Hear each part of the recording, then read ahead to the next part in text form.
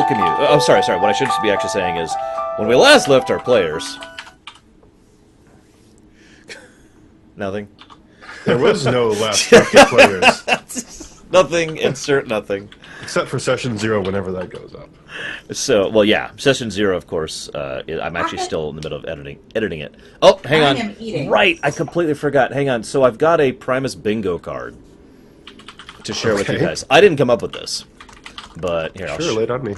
Share it in... Why don't you put it in Twitch chat? Yeah, you know what? Here, I'll just put it in Twitch chat, since like most of you are looking at that anyways. This is made by Oddly Brewed. How do I pull the chat out? I don't remember. I use a separate program entirely to watch Twitch chat nowadays, so I don't know. So, as you can see, we've got a bunch of things on the Streamus? The Prime... That's what I should have called it! We came with the name! We've done it! It's Streamus! On the Primus stream bingo, we've already got something. Someone's pet makes a cameo on the live stream. So, Sis, congratulations, you've already given us our first bingo number thing. All right. Do we win anything if we get bingo? If you get bingo, then your next roll... I don't know how to find the chat. Is... I don't know how to... Someone help her? I don't know how to do this anymore. I can't see the chat! Twitch chat? Like, you pull up my chat, my stream, you go to twitch.tv/thelowrunner. Yeah. What the hell? And then... Why does it have... What is this? This is not... No! And then you click the little cog in the lower right. I'm supposed to be watching the Lore Runner. And then you hit pop out, and then you're done. Like, I just did the whole thing that I just told you to. There you go. Boom. What's this? Hold on. I'm on the wrong channel, first of all. What? I knew it! Traitor. I searched Lore Runner. Yeah, right? that's not me. Some jackass has been squatting on that name for forever. And well, you're already established here now, so... Okay, so I found the thing. Okay, so now you're at the Lore Runner. So now I'm showing by the way, thing. hello everyone in chat. Yes, hello everyone for our live stream. Hopefully you guys like this. Nope, I don't want the viewer list. So, Alright, so now that I'm on the right channel... Lower right, there's a little gear-looking icon. Pop out. And yeah, pop out. Woo! Okay, so now that we've successfully got I don't watch myself do shit. So, oh yes, PG-13 rating, warning for my stream, as always. We're taking it down a notch, okay. Well, I mean, anybody, for when you guys watch the session that we recorded last night, there's a little bit more than PG-13. I was very tired. So, let's talk briefly about this. I know my players have a pretty good idea of what's going on, but I'm just going to give a super quick overview. Welcome to the Primus system. This is going to be a little more of a sci-fi bent. It is still going to include fantasy elements, because I don't see any reason for the two to be different. This is going to be set in the Primus system, around the star Prime. That's actually the name of the Prime, the name of the system. And I've actually gotten my map. I was working on it for a decent chunk of today after I finished my TNG stuff. I still have my TNG outfit on and everything. So this is set 30 years after the final episode of the original Primus thing that we did, where Guido ended up... let's say he exploded. Let's say he saved the world, because that's technically true. Unintentionally. Like a forest fire saves the world. Yes, he performed his forest fire duties and saved the world. Political landscape has changed considerably. There are two major political powers on Primus proper right now. Politically. Potentially. Passively. Potentially. I can't think of any other P words. So, there's the Glendon Empire and the United Primus Federation, the UFP. Or the United Federation of Primus. Now, the Glendon Empire is a classical form of an empire. It's formed around what used to be Glendon Woods, the province of Glendon Woods. It is still run to this day by Lord Farin of Silent Blade, although nowadays he calls himself Lord Farin of Glendon. And as a true empire, it's got territories all over the place. Al-Arkas has joined the empire. Sawato has joined the empire. Shoshi has joined the empire, and one of the colonial states, which I haven't come up with a name for yet, but I've got it on the map and everything here, has also joined the Glendon Empire. Now, the Glendon Empire is also home to one of the only two actual capable spaceports on the planet. So, if you're going to go for ship maintenance or ship upgrades or whatever on Primus, that's one of your two options to go to. The other option is near Lynn in the Osteth Republic. Now, the Osteth Republic, the United States of Navarre, the Show City States, which isn't actually one organization, it's like 50, the Kingdom of Rithwick, the Kingdom of Cragstone, the Fiefdom of Holtberg, the Kingdom of Eastham, the Elemental Administration, and the Stonehold Republic are all part of the United Federation of Primus. Now, that is, of course, a deliberate misnomer. The UFP is actually a confederacy, but you know how that works in real life. And that is the other major organization that handles things politically on a global scale. There's also a large number of colonial states, all of which that exist in the newly discovered, I shouldn't say newly discovered, but the newly mapped out continent of Aburian, which, thanks to efforts on behalf of Bloodfox and especially Radnal of High Spring, I want to say, they've done a lot of work in expanding into that area, and it's basically think North America 1800s. You know, a lot of colonial powers have been reaching out and establishing stuff out there. There's like I said, the Glended Empire has a state out there. The United States of Navarre has a thing out there. And then there's a whole section of area which I have just referred to as the Warring States, which probably won't be relevant for this campaign. All you need to know is it's exactly what it frickin' sounds like.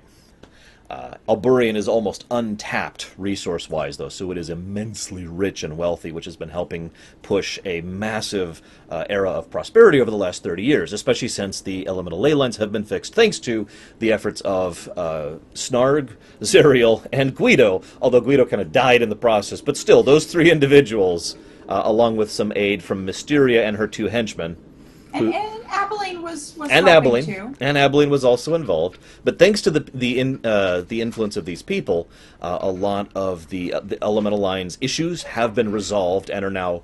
They now have a normal cycle of seasons and all that fun stuff rather than constant snow and death.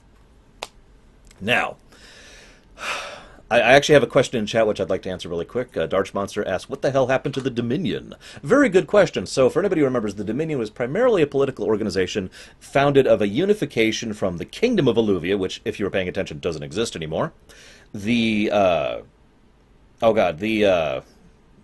military group. I suddenly can't think of their friggin' name. Dominion? No, the lesser half of that.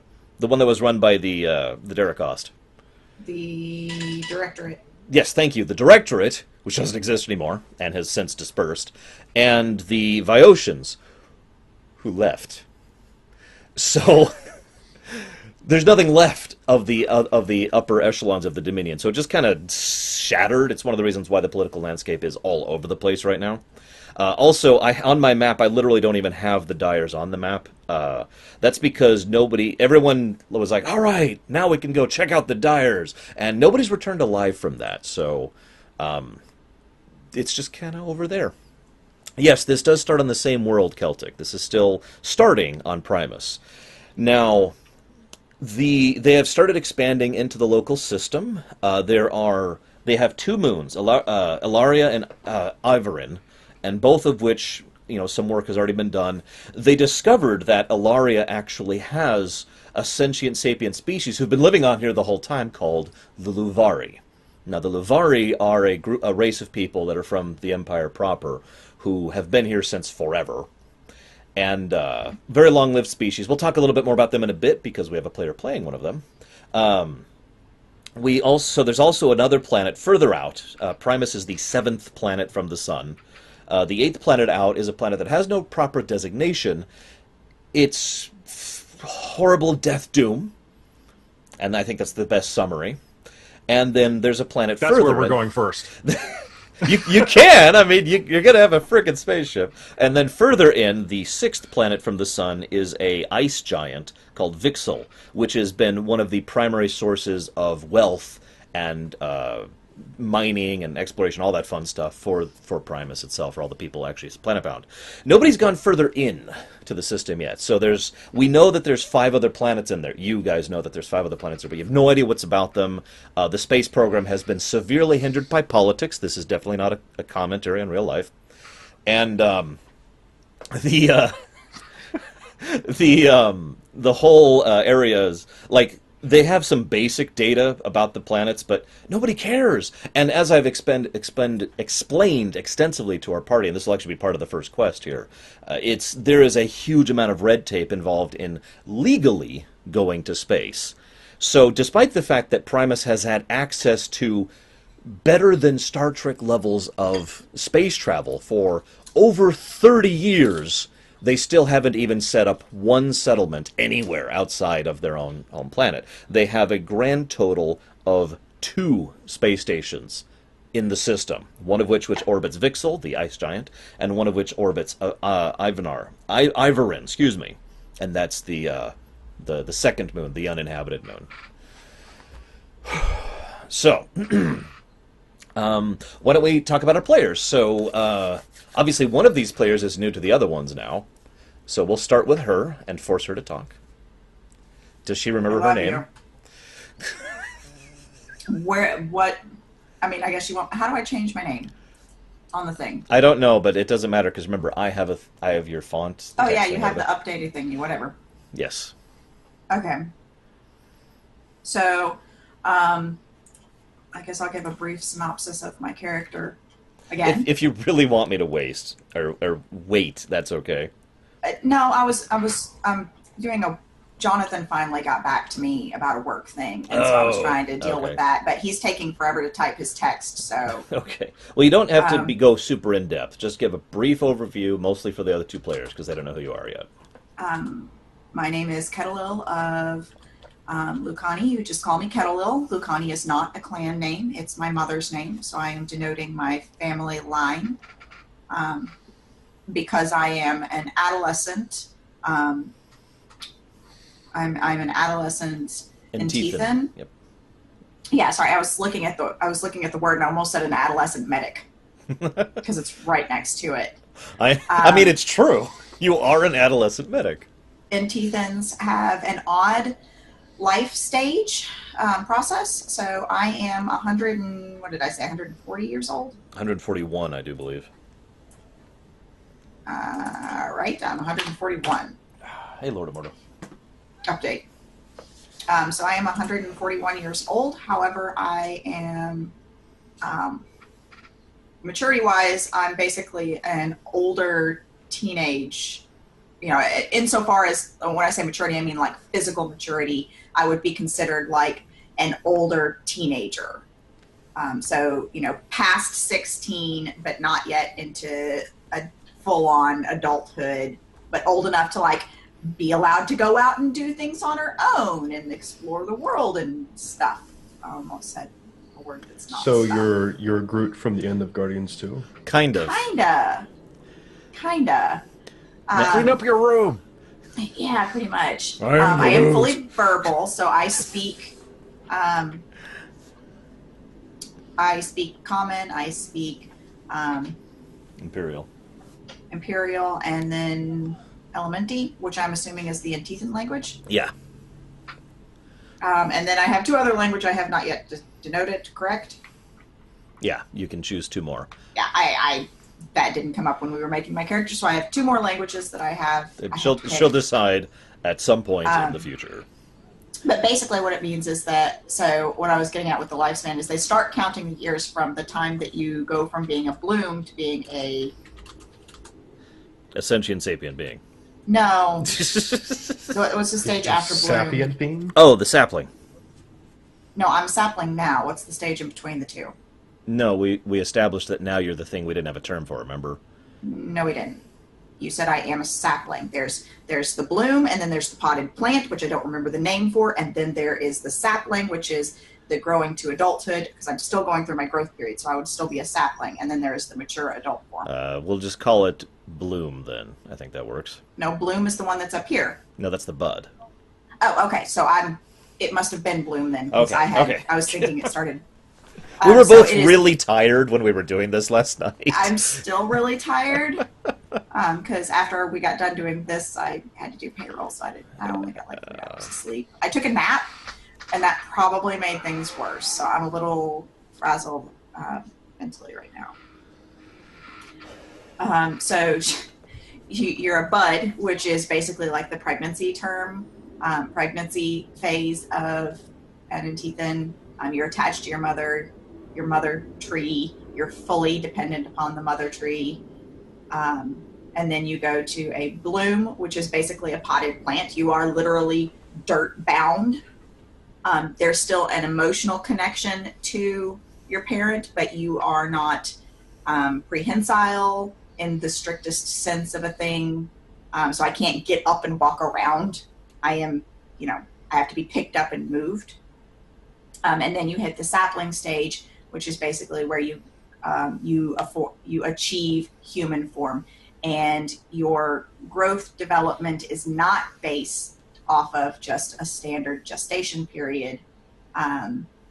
It is based off of like the elementals in Primus. Otherwise, the more stimulus you receive, the faster you will develop. Basically, the elements have a significant... Hey, kiddo. Say hi, Stream. Hi, Stream. Ladies and gentlemen, this is the adorable Antithan Bud.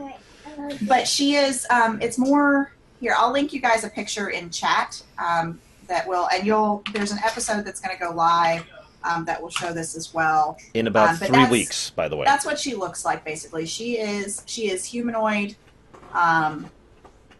She is humanoid, prehensile, 2 legs, 2 arms, a head, hair. It's Minnie Zan's bedtime, so unfortunately she's not staying with us. Yes, we start these kind of late. But she is, it is a metamorphosis type process. So it'd be closer to, it'd be like some kind of cross between, human gestation and development, and, a bug metamorphosis. Or actually, it's more like a newt, I'd say, because you can, the stages are more flexible than that. Now I'm going to slide in for a second here because yes, she has oxygen atmosphere requirements, and that includes things like sunlight, water, and I'm assuming a nutrient mix, which would be like a supplement for getting shit out of dirt with roots. She can also live off of elemental energy of life if need be, because she is an inherently magical being, an inherently magical race, of which there are... She didn't turn into a newt. There are actually, as I've said before, within the overall works of the Imperium, the overwhelming majority are what I call mundanes, normal people like you and me. The absolutely minuscule amount of percentage of people are people who are innately magical. And there's entire species that are innately magical, and Antithans are one of those, as are the Luvari, actually, which I find hysterical because that means 2/3 of our party is starting off as... inherently magical beings. Yeah. So let's skip over here to Ella Paero, yeah. Still trying to get used to the pronunciation. Yeah, I'm not going to try. I just kind of made it up. So if you want to go ahead and do a brief introduction of your character. So the Luvari race are essentially part energy, and let's see. I started counting my age 227 years ago. I'm not sure how old I actually am. It's some number bigger than that. Yes. Since my basically my character is exceptionally good at piloting. For a while, I was piloting ships in the war. I don't remember what the name of the war was. I haven't actually given out the name of the war. All you need to know is it's part of one of my other stories. The war. Yeah, it was a big war. It was a bad one. It's another system entirely, guys, not in Primus. Yeah. And during that war, I realized that some bad things were happening and decided to exit that job. In the process of doing so, the ship that I had been piloting was reported to someone in the Imperium. Actually, that's not 100% true. You reported it to the local authority, which was what caused the war to completely enter a new phase and eventually led to the end of the war. Right. But in the process of doing so, I was pretty much ostracized by the mercenary group that I was working with, and that being said, I still want to pilot, and so I've found a new job with a new responsibility. We'll just leave it at that. Kind of vague. But yeah, the Luvari are energy-based beings that, let's see, translucent skin. Not so much that you see the inner workings of their bodies, but it definitely has the air of I would picture it as energy that courses through their bodies. I'm not sure what else you want, so that you can go ahead and stop there. Since we're gonna go ahead and start. I'm gonna fill in just a little bit of timeline stuff, if that's okay with you. yeah. That war, it's actually the Terrain Spurka War. I actually bothered to look up the name. For anybody who ever decides to read any of the works, if I ever make them available. It's a good story. I'm rather pleased with it. It's just, that's all you're getting for right now. Anyways, that war and its overall events ended about, I guess at this point, about 21 years ago. So... he left that situation and went back to more core-ward towards the actual core Imperial worlds and systems, and did some piloting for several years. I believe it was 8 years is what you decided on? Yeah, that sounds right. And then he heard word that the Cordon had been released, and he's like, huh. Well, as it turns out, I happen to know that an entire colony of Luvari happened to settle on this moon, Ilaria, in the Primus system. So I'm going to go ahead and check them out. And he headed out and reconnected with his fellow Luvari, who were like, oh my god, because they hadn't seen another Luvari from outside the system in the entirety of the intervening years. So he was welcomed with open arms.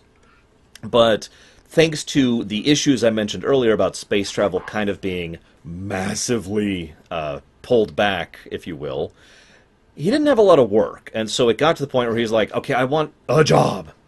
Come on. Just get me out there doing something, piloting more than a cargo ship, please. And then he heard about this crazed, insane, psychotic, psychopathic, deranged, lunatic, I'm running out of words, half-elf dwarf named... Mentally unstable. Mentally unstable, named Abaroon of Thundermar. Segue. All right. I guess that's supposed to be me. So once again, I get stuck playing the average Joe of the entire group, it seems. I don't have energy coursing through my body or anything like that. But I'm playing Abaroon of Thundermar, a dwarven name, although he's only half dwarf. He's also got a little bit of elf in him. He is the ripe old age of not 500 years, not 200 years, but more like, my stats got shifted around, more like 52. He kind of currently was a senator type. Not. I thought you were still a senator. Well, I mean, I don't know what my status is going to be after this. Fair enough. Say is/was. As of this exact moment, he remains a senator of the Stonehold Republic. Yes. Where he's one of the good politicians, but that kind of means that he doesn't get to advance in the ranks quite so quickly. His insight is not as great as some of his peers, but he's friendly enough and interesting enough. He got his position, his prestige, mainly because he was part of the first group that really accepted the people that came down after the Cordon went down. He's very pro-alien. As a matter of fact, most of the group is alien. In fact, actually, where's your crew manifest? I know you linked me, but I don't have the link right now. I can, when we get into that, when we actually get to the ship. Okay, you know what? Let's get into that into the ship. But all I'm just going to say is, look, aliens, okay? Yes. I'm not saying it was aliens. It was aliens. Now, they were actually responsible for building a lot of stuff on Primus. But there's nothing really exceptional about his appearance. No, branches growing out of his head or anything like that. He just dresses in really fine, but practical, nice clothing, stuff that gives, a good appearance. And he's decently off financially, too. We kind of established that. Yeah, although he's got credits now, but his gold has kind of been drained as of late because he bought a spaceship along with crew for kind of a cheap price. He was actually surprised that he got what he did for what he put out. And I thought I had an image of the spaceship. Oh, that's not it. I swear I had an image of the ship. Please continue while I try to find an image for the ship. Okay. He is a fairly accomplished diplomat, which is how he's maintained his position over the years, but not bad at his little laser space shotgun that he happened to pick up within the last 30 years. That's always a thing of his. And since he is a native of Primus, actually I don't know how it works for aliens, but he does have an affinity, an elemental affinity, which is life. And he stands pretty tall at 5 feet. I mean, I guess he could probably be mistaken for an elf at some days of the week. But Wait, you're not playing a midget? No, I'm not playing a midget. What are you talking about? Okay. I'm just... I didn't play midget in the last game. That's a vile rumor that got started. I don't know who started that rumor, personally. I don't know. I don't know, but it was terrible. Oh, and I can see the ships up on there. Yes. So this is the ship. Do we want to do the ship introduction now? Let's go ahead and save that. I just kind of wanted to show the viewers kind of the idea we're going from. Anybody who is astute, yes, this is an image from Star Citizen. It turns out that in real life, trying to get a hold of images of this kind of concept, the freelancer kind of concept, there's really only 3 sources of that. Freelancer, Star Citizen, and Star Wars. So... what are you going to do? Now, Aberroon has kind of had a bee up in his bonnet. Maybe this will be a segue to the actual campaign. Recently, because, as Laura said, there's a lot of red tape in the political climate, even in more freer region, which I imagine Stonehold is probably part of. Yeah. They just don't want to spend the funds. They don't want to spend the manpower. They don't want to do anything. He's been pushing and pushing for it constantly. And he has some somewhat crazy theories about what's out there, based in a lot of fact, but nonetheless, nothing's getting done. So he took all of his material wealth on Primus and poured it into this expedition, this crew, this ship, try and explore the outer limits of the Primus system and find out what peoples, if any, and just what's out there. I guess that's where we pick up. So, it is currently September 21st of the year 479. And that is by Imperial calendar, not Primus calendar. Primus has decided to adopt the Imperial calendar to make it easy for the GM. Now, Aberroon, you have managed to secure the services of Elapaero. You two have already met. And you already managed to get him on board, and you're like, look, I just want to go exploring. And Elapaero, cuts you off in the middle. He's like, I don't care. Do I get to pilot a ship? Well, yeah. Oh, yes, the best that I could afford. Okay, shut up. And you are en route to one of the 2 spaceports that you have purchased this ship at. But unfortunately, the GM doesn't know which of these spaceports you picked in the past. Was this the whole manufactured versus pre-owned thing? No, this is actually a completely separate problem. So, okay. The long and the short of it is, did you go ahead and get your ship in Glendon Imperial territory, or did you get it within the UFP? It is worth noting that you are a member of the UFP, as the Stonehold Republic is one of the member states. Okay. I'd probably go through the UFP. That's probably where I have most of my... Okay, so you're going to be heading down to Lynn, the major city of Lynn, which is just in the northern plains of the Osteth Republic, where your ship is waiting for you. And it's a beautiful ship, except it's actually a piece of crap. And it doesn't quite look like the brochure. The brochure, Yeah, thank you. It doesn't quite he's look got like he's got the picture and he holds it up and he starts doing this. Yeah, and it's like, this doesn't, I mean... He turns it upside down. Is it? Okay, whatever. Also, Aberun loves bonbons, so that's actually part of his character now. That's canon. Okay. And you love bonbons. You're like a super... It's the only bribe you ever accept in your political career. Someone's like, hey, if you vote to kill all humans, I'll give you these bonbons. And you're like, sold! I mean, you're not a human. We'll do a lot so of things for bonbons. why do you care? Now, problem So his is... fatal flaw is that he likes bonbons. Yes. Now, you have managed to push through quite a bit of the red tape. You've been pulling strings on this for forever. The past year, as a matter of fact. There is literally one thing left. I like the idea that you say he's been pulling strings when really he's just been sitting and making a nuisance of himself in front of people's offices. Like, That's...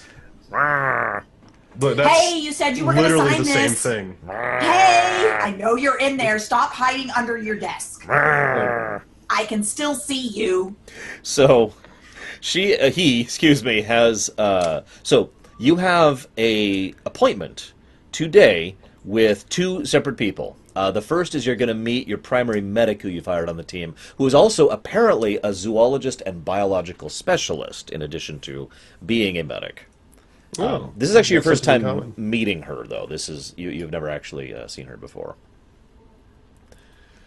So she is currently at a very fancy restaurant called the Wicked Spoon, because I was talking about that today. And it is a really nice buffet, like super fancy. It's like $50 a head, and by $50 I mean that would be 5 silver a head, so really expensive, right? Yeah. And Ketilil, I don't know what kind of food you like, but they have it here. So, I like the idea that you come in and she's got like, do I eat and drink like a normal humanoid? You can. I think you just Do I sit in the have kiddie to? pool and You soak do not up have the to. nutrients. No. So I like the idea that like he comes in and there's like whatever I'm, wherever I'm at this table or whatever, there's like 4 glasses of water or whatever, like, either on the ground or like on across the edge of the table, and I've just got like fingers dipped in them and slowly the water's like going down while I'm like nomming on some kind of like candy type dish normally. And so... Just some kind of like, sugar candy. Yeah. But nothing with artificial flavors in it, or colors in it. It's okay. Flavors. They've got plenty of natural elementalist food. They serve fairies here regularly, so they know how to produce that kind of stuff. So Wait, hang on, hold on. Some kind You mean of sugar they serve fairies as light food? They serve energy. food to fairies. They serve Thank you. food. Thank you. They serve. Okay. There's a fairy It's an that, important there's distinction just there. some fairy wings that are garnishing the candy dish. This food. It's fairies. No. All right. God. So you enter there, and you've already actually paid your bill, so you can just walk In case in. you guys were, wondering if we really were like this. No, we're not like this at all. This is this is what I have to put up with, guys. This is what I have to endure. Yeah, it's a rough life. It's horrible. God. So okay, you're in there. She's there. You recognize her Okay. immediately. She's the only Enteithan in the entire room. Okay, so I do know what I like Enteithans. I've done my research. You are probably fascinated by them. I'll give you a little bit of background that you would have gotten that she didn't quite give out. Enteithans are one of the innately elemental races of the Empire. None of them were on Primus. No Enteithans or any of the other elemental races were ever involved in Primus or its inception or anything like that. Her mother... the reason you got a hold of her is because her mother is one of the Factors. Now, the Factors is an organization in the Empire, it's one of its branches, that deals with things like terraforming and natural disasters and planetary studies. Cordons falling down on planets. Atomic you know, bomb. It's the study and manipulation of the environment, basically. As well as, and that's not just on a physical plane, but also on a magical plane or an energy plane as well. They also handle the 8 elements throughout the Empire. Question. Go ahead. Would we be able to travel through the ley lines to access the elemental planes? Nope. Okay. So, I mean, I guess I shouldn't say nope so definitively, but let's just say that it's probably possible, and we'll leave it at that. Nobody's tried because nobody knows. Yeah. I mean, Snarg knew, but he was busy. Or maybe he tried, in which case that's the last we ever saw of Snarg. A lot of things could have happened in 30 years. So He tried to travel through the Guido, and Guido was like, "No, you're my friend now." You are Shove. staying here No, forever. if he tried to travel through Guido, if the elemental energy of Guido could have stopped him, it would have. In which it could. So you got shoved right back out, and you never try it again, right? Probably not, because he associates that with teleportation. That's just a no-go at this That's point. true. That's true. That never ends well. Her mother is a member of the Factors. She was one of the first people here in one of the first arrays of Imperial ships, and was actually part of the initial negotiations for deciding whether or not Primus would actually join the Empire. For those curious at home, they did not join the Empire, because there is no Primus. There's the Primus people. There's the 50 organizations I outlined earlier, but there's not a unified planet, so they can't really join. A lot of different factions were like, no, we'll join, but they for And then obvious there were like 4 that were like, no, I don't want to know. I don't know. I Yeah. don't know those people. for obvious moral reasons, the Empire Those people are decided aliens. They're weird. that they could not extend their offer for an invitation to a single country on a divided planet. So, the Factors have been here since forever. You got a hold of her, and you've probably actually been working with her mother a bit. Her mother, of course, is Lucanti of, I don't know. And Probably seen her in like the Senate. Well, she's a couple adult times or form, so something. she probably Yeah. just goes by Lucanti because the of. oh, that's the true. notes- That's true. So yeah, that's actually another thing. Adolescence. The Antethans choose a name when they have reached adulthood, or I should say they have the option to doing so.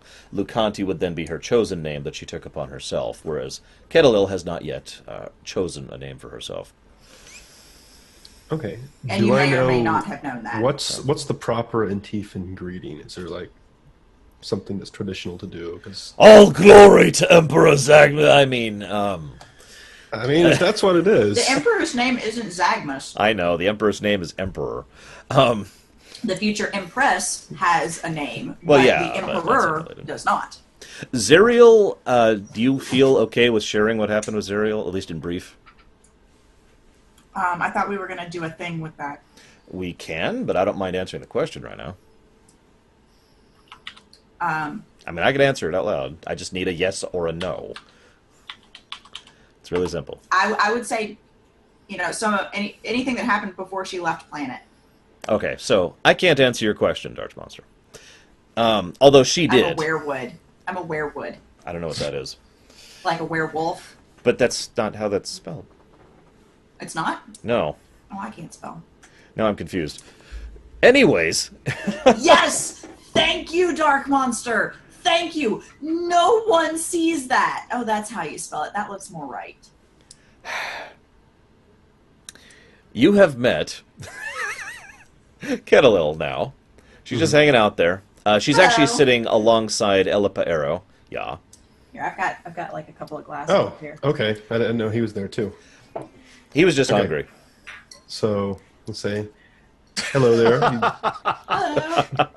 Hello. I won't shake your hand and leave you to your drink for the moment. No, I've got one hand free. Okay, that works too. So I'll give you a One little bit of a branch. shake. One branch. It says, And "Your I will do the Primus greeting of the forearm grip properly. Yeah. Okay, I'll do that too. And it says your reputation precedes you from your mother. Yes, my mother's reputation is far and wide-reaching. And Eros, or he'll try to pronounce his name. Hello. Ella el pa Erosia. Close enough, I hope. Lord Kimikon. I apologize. I'm not very good with foreign names. You may call me Eros. Thank you. Well met. Yes, and of course I am Aberoon of Thundermar, but you just call me Aberoon if you like. Of course, M of Thundermar. Yes. Well, we have a lot to discuss. I thank you for coming here in such short notice. And he takes a little seat, or actually a big seat. He's a big boy. He takes a seat. He says, "So I-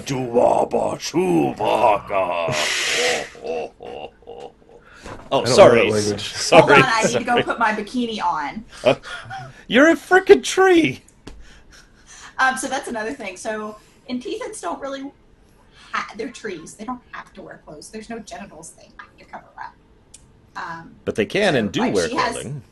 they can and do wear clothing, but like it's purely decorative. So like she currently doesn't.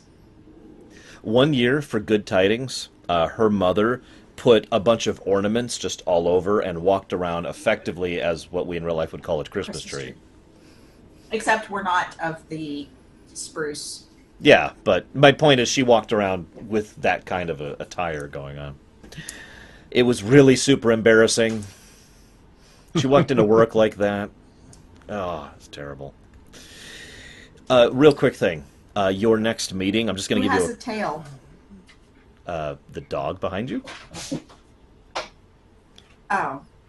So, real quick thing, just super quick. Your next meeting is actually with a representative of Icer Shipping about getting literally the last thing you need in order to have a legal writ of being able to go into freaking space. Okay. So, just giving you that info up real quick. Okay. So I'll tell them both. Well, I have extensively reviewed both of your files, and as I said before, your reputation precedes you. So if you have any questions for me about what you'll be using, what you'll be up against, Sis, could I you can mute give you a yourself, tour of please? the ship if you'd like. Sis, could you please mute yourself while you're typing? It's super loud. Thank you. I can give you a tour of the ship if you'd like. There's just one more meeting standing in the way of us and liftoff clearance. I'm assuming the ship is fully stocked. There's nothing that we need to procure. I've gone to great lengths to procure all that we should need, but if there's anything that, of course, you see that we're missing, being an experienced pilot, you have my ear.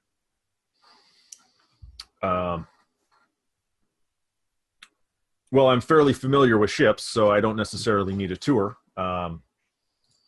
Granted, I saw the manual. I gave it a little bit of a read, and I don't see how you do it, but Years of practice. yeah.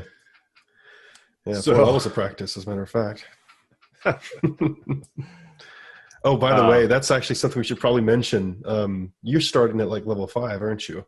Oh, that's true, yes. I am starting at level 5, so that means I am not going to be accruing any experience until the rest of the group has caught up. Yes. Oh, and I want to comment on that super briefly. There's actually standard D&D rules for this. It's called level adjustment. And there's super complicated rules for handling that, which I've thrown out of the window ever since I first discovered them, like 15, 20 years ago, how long it's been at this point. The way I do it, and this is for any aspiring GMs or players as an idea, the way I do it is really, really simple. You know, you have your level adjustment, so he is level 5, and then when everyone else catches up to level 5, he starts gaining XP too. Super simple. And it's a nice, easy way to balance things out while still allowing players to play what they want. Just my take on that. Please continue. All right. So, would you like to see the facilities? We actually have a medical facility in there if you'd like to see that. Miss Kettleel. I said that right. Hang on. Is that Kettleel? Is that right? Yes, Kettleel. Okay. And I would greatly enjoy. I do have an odd question. Yes, I've got an odd answer. She stands up, and the tips of her hair are brushing the ceiling. Do I need to trim down a little? I don't know. That actually, I don't know the dimensions of the ship, to be honest. You do not. Okay, no, you should be perfectly fine. This is an Imperial designed ship, and as such is designed for a pretty large variety of races. Excellent. Everything has been accommodated for. Spared no expense. Spared no expense. No, you never say that line. It's a line for when things go wrong. Trust me, nothing ever goes wrong in any of By my the way, I campaigns. should let you know that I've christened this ship the Titanic. I hope that won't be a problem. But It'll be fantastic. And note, this ship will never sink. no, actually not. The ship's name, if you see it in the ship's registry, is called the Nakshatra. If you don't like it, I'll take- I don't. That sounds familiar, but I can't actually place where it's from. like. Oh, it's in Indian name, I believe, Is it? Okay. and it's I believe it's for like Star Mansion or something of that sort. And I believe it's Okay. a constellation as well. Ooh. But someone in chat will probably correct me in a second. No, dumbass. God. All right, but do either of you have any further questions about what's happening? No, good. I see. No, I'm just going to wander around. I'm going to take a look at the engine room and meet the engineer. I think you hired an engineer. Actually, the other crew members aren't there right now. Yes, they're currently on their way, but do not worry. I've hired a mechanic, a cook, and a quartermaster. Two of them named the Primus, and a Pilltooth, who is going to be our quartermaster. And you'll get a chance to meet them when they come on board, but feel free to look around. Excellent, Definitely. excellent.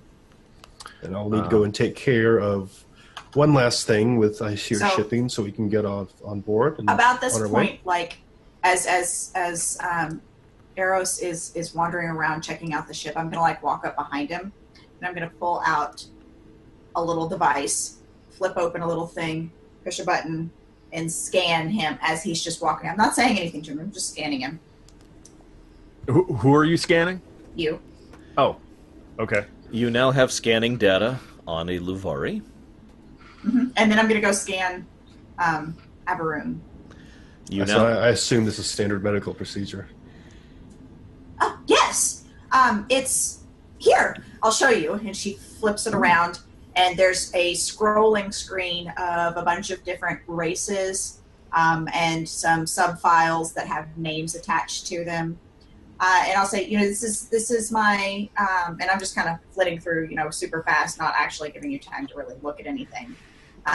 These are my medical records of all of my patients, going back as long as I've been. You have pretty much all the Primus races on there, with a couple of noteworthy exceptions. And do me a favor and write these down somewhere, please. Okay, The ones you do not have include dramatic pause. And I'm just going to say this here. Okay. That's a huge HIPAA violation. I was actually just about to bring that up. I was like, are you sure we're supposed to have that on this ship? She's not really a licensed doctor. There's no oath thing, so let me know when you're ready, sis. I am. You do not have Dericost. You do not. Dericost. I don't care how you spell it. How do you spell it? Dericost. A, B, C, D, E, F, G. Okay.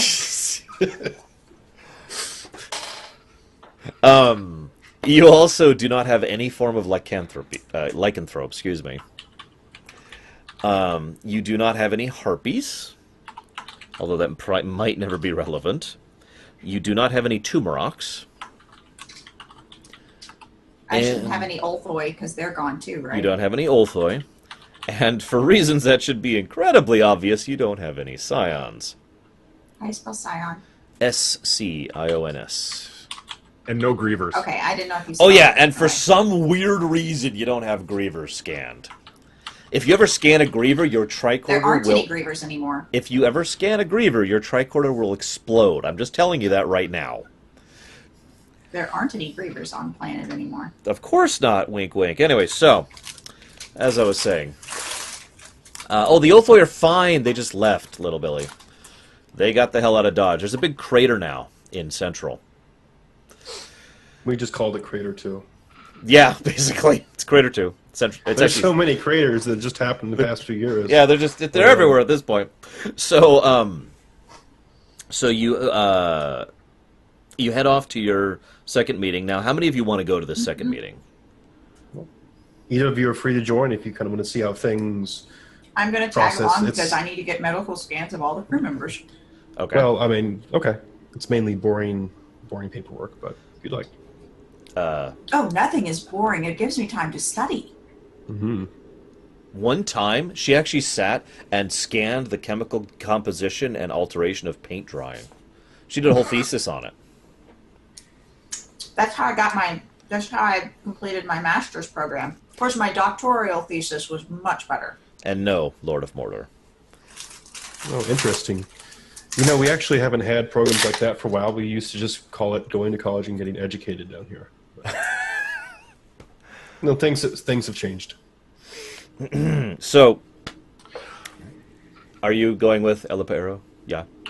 I am not. I'm going to stay on the ship and familiarize myself with the workings of. Do me a favor while they're off, and go ahead and give me a piloting roll. Yeah. So you'll probably notice on the ship, it's not the I like lowest. the idea that he if he rolls You can badly, he absolutely hits go. a button and the ship But- starts to take off. There's at least an autopilot. There's at least a level 3 scanner, and the drive is at least level 2, not level 1. You've got 2 Gauss cannons on the dorsal hardpoints. The mid and aft have nothing on them, even though they're there. So is this going to be intelligence? Yeah. Okay. Excuse so me. That's going to be An int roll plus piloting, I should have said. okay. And skill focus on this. Yes. Okay. So, ooh, wow, that's going to be 30. Damn. Okay. First of all, fear. Second of all, thank you very much, Slowjack McCrow, for your subscription. As ever, those are very much appreciated. I don't have any notification things up for obvious reasons. We're actually in a completely different program, which I use for local stuff.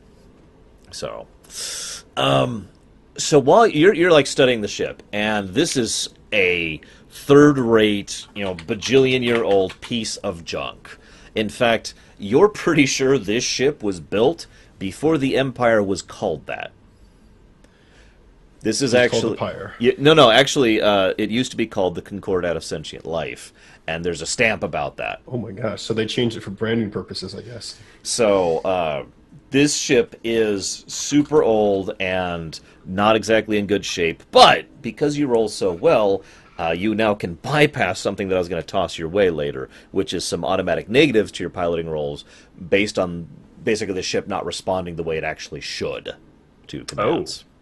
Okay. There's gum in the levers. There's gum in the levers. There's you pull this string over here to turn left, and you honk a horn to turn right. I'm going to have to get that fixed. It's a piece of crap, and but it does actually work. In fact, you have actually piloted one of these ships back when they were a little more new than this, however many years ago. And I'll let you decide your feelings on that, whether this is nostalgia or disgust or take it as a challenge. However you want to take this, that's up to you. Go ahead, Oddly Brewed. I already shared it with the players. It's like climbing into one of those old Ford Rangers that you just loved so much when you were a kid. So yeah, I'm going to go with nostalgia on this one because this reminds me of the kind of ships that I was flying before I took on that capital ship that bombed. Yeah. This would have been well before that. So yeah, that makes sense. It has been a while. So meanwhile, while you're going to be spending like an hour, maybe 2, familiarizing yourself with this. So while you're working on that, Aberun and Ketelil, you head towards the offices where there is a Iceer Shipping outpost. Now, Iceer Shipping, as you know, Iceer Shipping has become pretty much the primary shipping firm across Primus, and most notably in space. They were one of the first organizations to really capitalize on the so-called space race prior to legislation getting in the way and really hampering that. So because they already had their foot in the door, they still have pretty much a stranglehold and a monopoly on actual spatial trade. So because Primus does still do intermittent trade with other systems and other Imperial forces or personnel. And of course, they have the Luvari up on the moon who they trade with. And of course, somebody has to be bringing in all those valuable resources that are being mined off of Vixel and Ivorin. So that's pretty much almost universally Iceer Shipping, okay? So you wait in the lounge, and they see you in almost immediately. They're very polite. Come on in, Mr. of Thundermar, Mrs. of Lucanti, I believe. We've heard of you. Yes, please come in. Please come in. Please just thank call you. me Ketelil. Lucanti is my mother. Oh, of course. Forgive me, ma'am. So I've already got the applications all filled out here. I pre-filled them out so we can have a quick transaction here. Please, we have someone is waiting to see you. waiting to see me. I didn't realize there was an interview process. I'm afraid there is. So you shuffle in. Turn to Kettleville and say, well, this is going to be a little bit longer, I suppose. Sorry about that. But you get to see how politics work around here, I guess. Oh, well. Yes, politics. So Fascinating subject. you see Yeah. a relatively overweight, balding human who is sitting. He's got kind of a loose tie suit kind of a combo going on. He looks up and with this kind of almost dull voice says, "Oh, hi. Right. This is my 3 o'clock, isn't it? Yes. Please have a seat. Sorry, it's been a day." I'm guessing I'm just like reaching out to shake his hand. He's not even doing anything. Yeah, at first he I hear a doesn't. new voice. What race is he? He's human. He's human. Okay, I hear a new voice, and So he initially is just, but then he sees that your hand is outstretched, and he's like, "Oh, right," and he leans forward on the desk and shakes your hand. He's like, all right. fascinating. You should go to the doctor. Thank you, ma'am. Thank you. No, that will get much worse if you don't go see the doctor soon. Go tomorrow. Mr. of Thundermar, we need to discuss some business, I'm afraid. Yes, of course. As you know, bad exposition on behalf of the GM here. As you know. I mean, I don't know how else to get this across. Go ahead. You know what? Hang on. Let me try to do this a little more smoothly. As you may have heard. Are you aware of exactly what is required to pass Article 437 of the Statute of Spatial Limitations?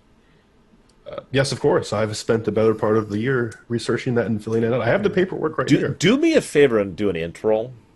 Okay. And this is politics, not diplomacy. So I guess this actually be a charisma roll. Sorry. Okay. So, No, that doesn't make sense. We'll make it an intro. It's an intro. Right. This is basically a knowledge check. Okay. A natural 20. Unnatural or natural? Natural. So it's a 22 total. Oh my goodness. First roll of the game. All right. Okay, so We've used them all up now. yep, it's ones from here on out. Although actually Guido did a roll before this. Sorry, it's the second roll of the game.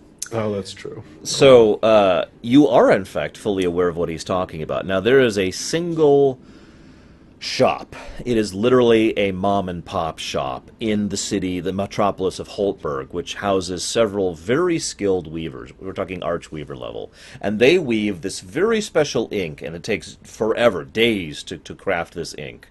And this ink is what is used to sign the contracts in order to validate going to space. It's a mandatory part of the process. They're the only source of it.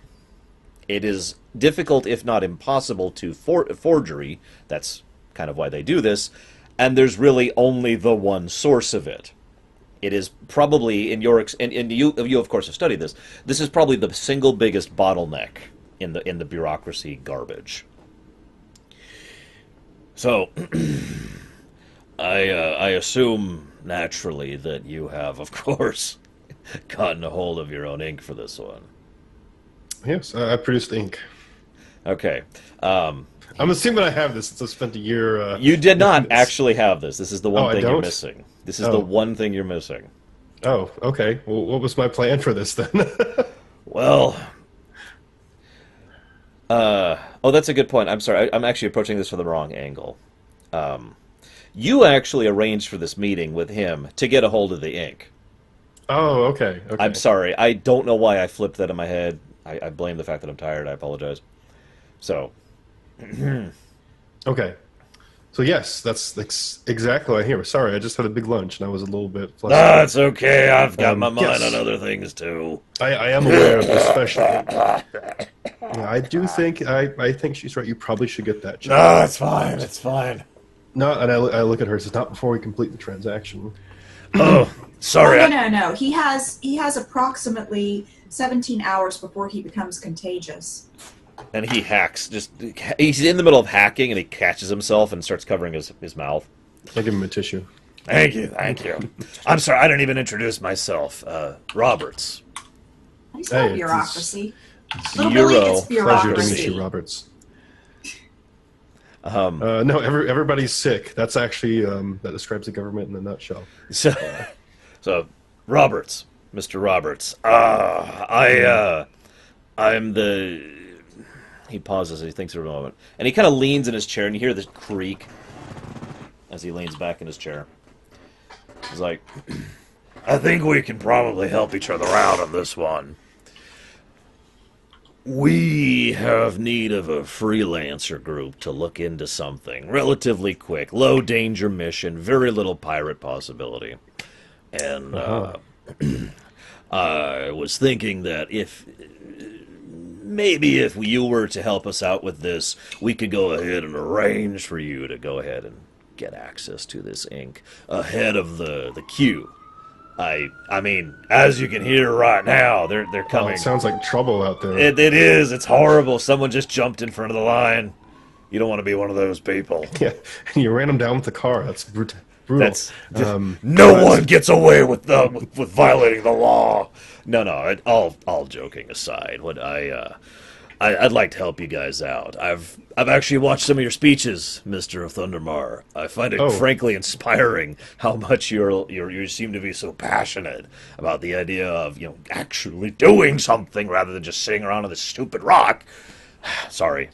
I do appreciate the support. You were definitely, and I can tell when I first walked in, someone who just understood what was going on. Ah, yes. Your deception roll, please, sir. What am I deceiving?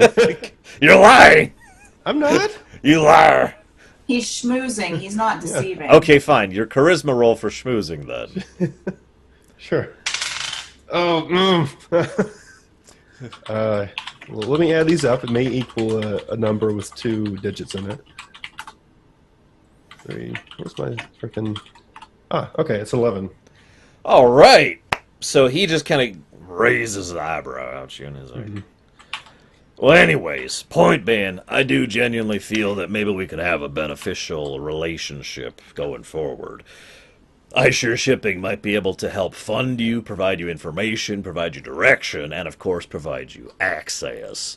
And all we require from you is that you help us out and of course share your information. Whatever you find, whatever you learn, we need to disseminate this rather than just have it sit in committee. I mean, do you remember that scout ship that went out to the 8th planet and they came back with a full report? And if I'm not mistaken, it's still stuck in committee to this day. That's exactly what happened. There was some clause that determined that it would go through committee after committee. We still don't know anything about what's going on except for the summary. Ridiculous. Point being, I think we could probably help each other out and try to fix this situation. So, what we need from you, first and foremost, is kind of let's call it a gesture of good faith. I need you and your crew to head up to, I can't read my own handwriting. No, that's what happens. I hear when I've seen this before. The vision's the first thing to go. Granville. I need you to head up to Granville 1. Granville 1. Do I know what that is? Of course you do. Why wouldn't you know that, son? God, why are you asking me questions? Maybe I shouldn't be working with you after all. Get out of my office. All right, did you come up with some ridiculous character voice? You know what I'm talking about? Yeah, since this is... What was this character's name again? Is this you-know-who? Yes, this is Robert. And so, since when does he have that kind of accent? Well, the years of eating hard food and hard liquor haven't really been kind to his throat. So I'd be very willing to work with you. Yes. So, after you slide some drugs under the table. No, I don't slide drugs. You don't? Oh my God. No. I use those all. Anyways, what I was trying to say before we got vastly interrupted by me not being able to read my own handwriting, I need you to head up to Granville 1. Now, as you know, actually, I do want you, in fact, I want you to do this as well. Wait, you're not there. Yeah, Eris is checking out the ship. Yeah, never mind. You don't know anything. You're ignorant. You know nothing. You're ignorant. All right. You have intelligence roll? Yeah, knowledge roll, basically. Okay. That's an 11. Okay. You have heard of this place because it's relatively common knowledge, but all you know is that it's a mining station in orbit of the uninhabited moon, and that's all you know. Okay. Well, to be straight up, he says, I know it's a mining station near the uninhabited moon, but that's about all I know about that place. Can I roll about this? Sure. At -5. What about my No, I your think. your D20 minus 5. No int. Well, no, but I have my well-read, Oh, that's true. You do. which gives me a +4. Okay, so -1. It's an 11. So you know that it's a mining station over the uninhabited moon. You suck. This is a very good guess, seeing as we just said that. But No. No, Actually, so I'm like, yes, mining station, yes. I remember reading about that somewhere. I lean over to him and says, "Okay, it's okay. She's not in charge of navigation." Are you sure? No, it was- I don't want to be. It would have amused me if I had just been, absently going through and like all of a sudden I'm like, yeah, blah blah blah blah blah blah blah blah blah blah blah. Well, I actually forgot about your well-read, so technically you shouldn't have that -5. Which would put me at an 18. Okay, so Unless I get to add int, which would put me higher. you can add int actually. Okay, that would put me at a 22. So this Granville 1 is. I just do me a favor and gesticulate while I'm saying this, as if you're saying it. Yeah. Granville 1 is this is one of the first space stations that was actually established by the Primus citizens in general. It was built in the year 448. No, wrong direction. 452. My bad. And it was established by the Granville Mining Consortium, which is consisted of a merger of the old clans of Granite Holm and Envilmar. And these two clans decided to pool all the resources from a clan level, which was unprecedented at the time, in order to pull all the resources from the neighboring planets and whatever else was in the solar system. They were eager to bring the wealth back to Primus. And for some reason, they seem to really get away with this far more than anyone else does. It's almost as if they fling tons of money as bribes to people. I'm not even sure why that would ever be a thing. It's ridiculous. But anyways. Politics. I know, just politics. But but you also know that as a consequence of being the first space station, it is pretty bad shape. So by insistence, it was built with Primus tech. So it's really not that nice. Yeah, it's kind of a crap fest. I've been there. Like, it's good for the level of technology that you had on the planet, but seriously, like, it's one bump away from an asteroid away from all of the people being sucked into the vacuum. Yeah, one asteroid hitting it doesn't even have shields properly. We had to come. We had to come in and we had to kind of put like a little mini thing around it to just keep the bodies contained in case it explodes. It was bad. It was bad. Catalil, your face seems tired after that exposition. There are. Do you mind if I have a glass of water? I got some right here, ma'am. It's hard alcohol. Ugh. So, Look at me. This isn't the character has water on him. I'll turn around and hand it to Aberrant. Here, you might enjoy this more than me. it's really good. A little weak, but it's good. And yes, there are dwarves in space. There are also Tygians in space. Is the other major race that's on that one. So, So what exactly do you need us to do? it's actually fairly simple. We're going to go ahead and furnish you with a ship temporarily, obviously. It's going to be one of our transits. We need you to head up to Granville, and as he's talking, he's sliding a folder over across the desk to you, really quietly. Okay. So we need you to head up there and check on the latest shipment manifolds and make sure that everything's up top, top notch, everything's working peacefully and properly. No actual issues. We've been having some people running behind, and God, repairs, constant repairs. It's ridiculous. They should just smash the thing. Have you picked up the folder yet? Yes. Okay. So then he stops rambling. He's like, so just check it out. See what you can do for it. All right. I'll open up the folder and look at it. So there's a bunch of information in there. It boils down to the fact that Granville 1 has been hit by pirates repeatedly, as has the area around it over the last couple of months at this point. And in the folder it says, destroy everything. And then you realize that's just the alcohol talking, and you shut it off real quick. What they actually want you to do, though, is try to, so they have two objectives for you. they want you to try and figure out what the hell is going on with these pirate attacks, because for such an increase at such a time is extremely unusual. There has to be some kind of reason why now these kind of attacks are coming, especially since, by all reports, the ships that the pirates are attacking with are fairly advanced.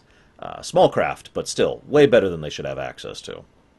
Now there's an addendum thing that's been paperclipped underneath those that's basically listed, more long-term assignment. They want you to check out the debris cloud.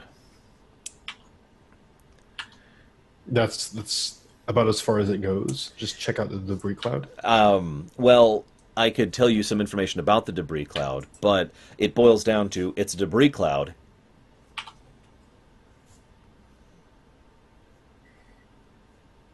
You're talking to. By the way, this guy has 6 wisdom, so stuff just gonna go whoosh.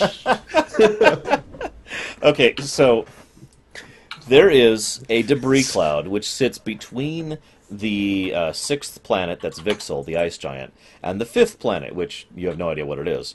As I said, basically no one that you know of has actually gone past the 6th planet further in system. Mm-hmm. And it has been speculated, and you'd probably be aware of this because you've been following the whole space thing for a while now, that the debris cloud is one of the major reasons for that, because thanks to its orbit in line with the orbit of the other planets, most of the optimal routes for low-tech ships like you've got, where you're still susceptible to things like gravity, and of course you have to actually do an arc trajectory, and you don't have faster-than-light travel, it's in the way. It's almost perfectly in the way, and no matter what point in the year an attempt is made. And what the hell? Okay. Question mark, question mark. And getting rid of this debris cloud or finding a way to circumvent it is considered an extremely high priority for anyone who gives a damn about actually exploring and understanding the system. Okay. So I look up and say, so you said we'll be taking some... Yeah, we'll give you a transit ship in order to get you up there. It's actually... I already got your crew at it right now. They've been getting it prepped. Well, I was hoping that we could use the ship that I'd purchased. For well, this. I mean, you could if you don't mind running an illegal ship that doesn't have the proper paperwork. No, that's not. I just had my sight set and flying today. Oh well, I guess I will tell my crew. Very well. Any other questions I can do for either of you? No. Well, as long as you promise me you'll get that cough checked out, I think we'll be good. What? Sorry, I didn't hear you. You have a good day. You too, sir. All right. So I turn to leave and probably trap Kettle on the shoulder to let her know that it's actually time to leave. Ah, yes. Like I'll stretch out a time little. To leave, dear. Have my finger tendril out and just kind of like snag the back of his shirt or something as I'm walking and reading. So he sighs as he goes out and says, "Politics, huh?" Yeah, yes, politics. Fascinating planet, though. And did you see his cough? That wasn't actually a cough. There's actually some lacerations in his throat with some reflux that he needs to go get taken care of because there's an infection in it, and if the infection spreads much further, it will be contagious. Yeah, that's just called long nights and heavy drinking, dear. He really should stop. It's not going to be good for his gallbladder. Yeah. That's what everybody says to them. But I suppose we should go break the news to Eros and probably the rest of the crew, which I imagine they're there by now. So, of course. You head back to the bay, to the wonderful Nakshatra. I had to look that up real quick. Mm-hmm.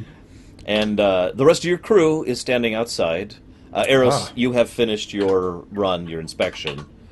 And again, nostalgia, like you said. What are you doing, sis? Sis? Sounds like Alt-Tab. Yeah, it's just chung, chung, chung, just every few seconds. It's really distracting. Okay, so the rest of the crew has arrived, so I guess I shall describe them a little bit. Okay. Standing tall is a troll, much shorter, a kobold, and maybe you should describe the Piltooth.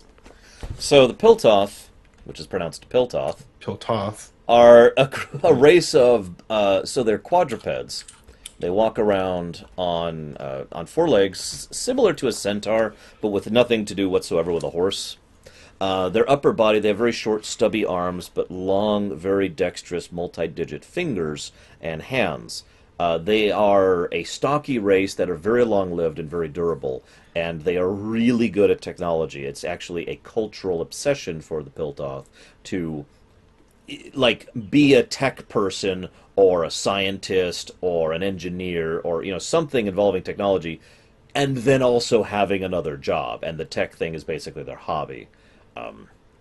This particular Piltoth actually, what's his name? I'm sorry, we already determined it, but I don't remember right now. Well, we had not, and I was going to determine them, Oh. but I thought hold on a second, since we actually have a live stream going, we should let chat determine their names. Ladies and gentlemen at home watching now, what should we call these random hapless saps who are not... Oh, are they wearing red? Well, funny enough, the kobolds actually red scaled. There you go. So make of that what you will. It's totally not relevant. The trolls, guys. of course, classic, jungle greenish. Oh, yeah. He has a red shirt on, though. Yeah, maybe. No. Let's start with the troll. Hang on, I've got it. The troll actually has red splashed over him, and if you ask, he's like, "Oh, it's okay, man. It's not my blood. It's not my blood." All right. Just makes me go faster. Yeah.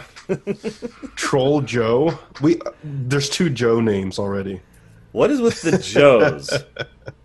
The Rainbow Army. All right, this may have been a mistake. We may just get We may decide. super silly names. Tunnel Snakes. All right, 3 more, and then I'm going to cut this off. I agree. Let's. Do we have any real suggestions?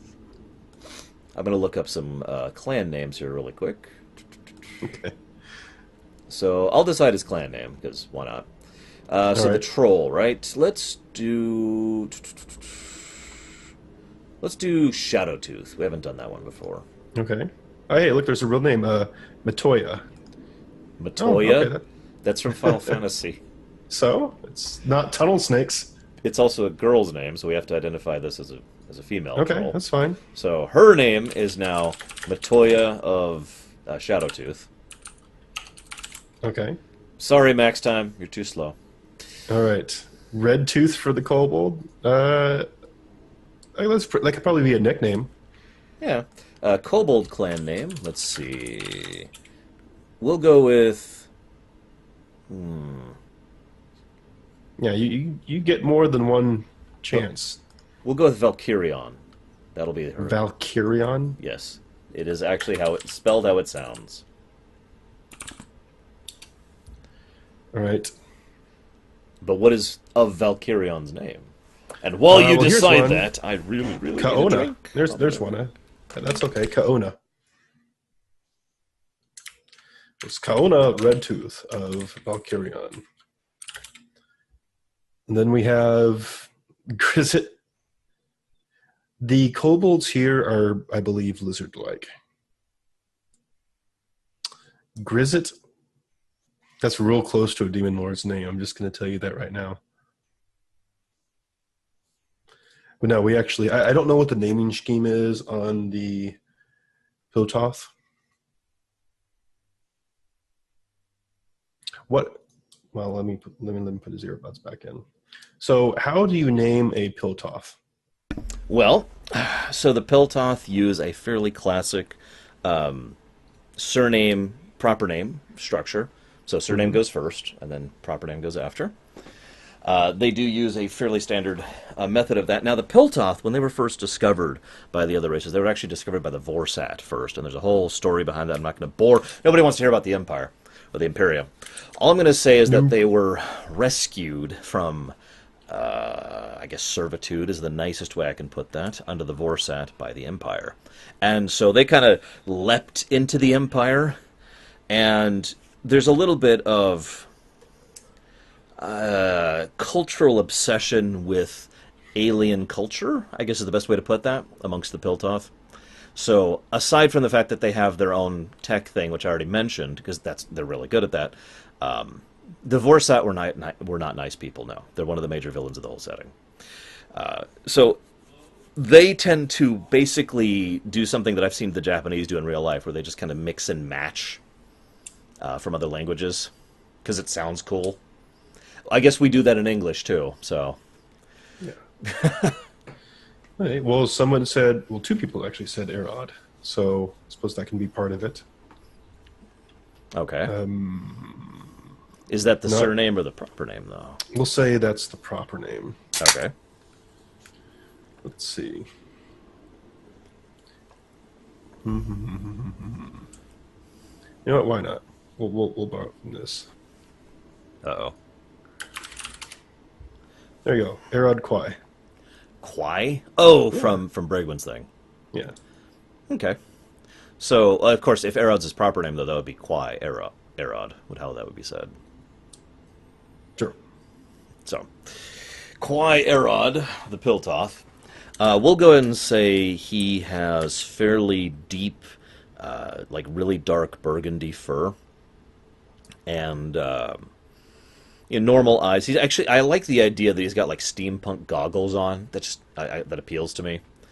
So he's got like steampunk goggles going on, and he looks around, and one of them kind of goes every now and again, and you're not sure what's going on with that one eye. It just kind of goes, or that one goggle, I should say. It's not an eye. Chink, and here it goes, chink, and he has decided he loves the Primus stuff so much. So I'd like my viewers at home. There's like 30 of you. One of you pick a Primus race for this guy to emulate in terms of fashion. Pick Knowles. Don't pick Knowles. Don't pick Knowles, because I know exactly what he'll do if you pick Knowles. Sounds like you already have it all planned out. I have a few ideas. Don't pick Darakost. Don't pick Harpies. Don't pick the Azimdi. Dwarfs! You're boring! Get out of my chat, little Billy. Boring. Okay, so I like the idea of gnolls and fairies. So... A nary. Mm. No. So, he has dyed his... So I mentioned his deep burgundy. He's actually bleached it in spots to try and emulate Clan... let's say Clan Snarltooth of the gnolls. Like the distinctive style of pattern. And it is a perfect thing. Like, if a gnoll walked up, they'd be like... they'd recognize the patterning. And because of the fact that he also really is into the fairy thing, he has designed mechanical steampunk wings that he wears as a harness. So he's a cosplayer? No, he just thinks they're cool. Yeah, that's a cosplayer. But he wears them all the time. Yeah, that's a cosplayer. Okay. Do they function at all, or are they just... Oh, no. He can actually use them to obtain a very weak form of levitation. Okay. Like, it's literally a jetpack.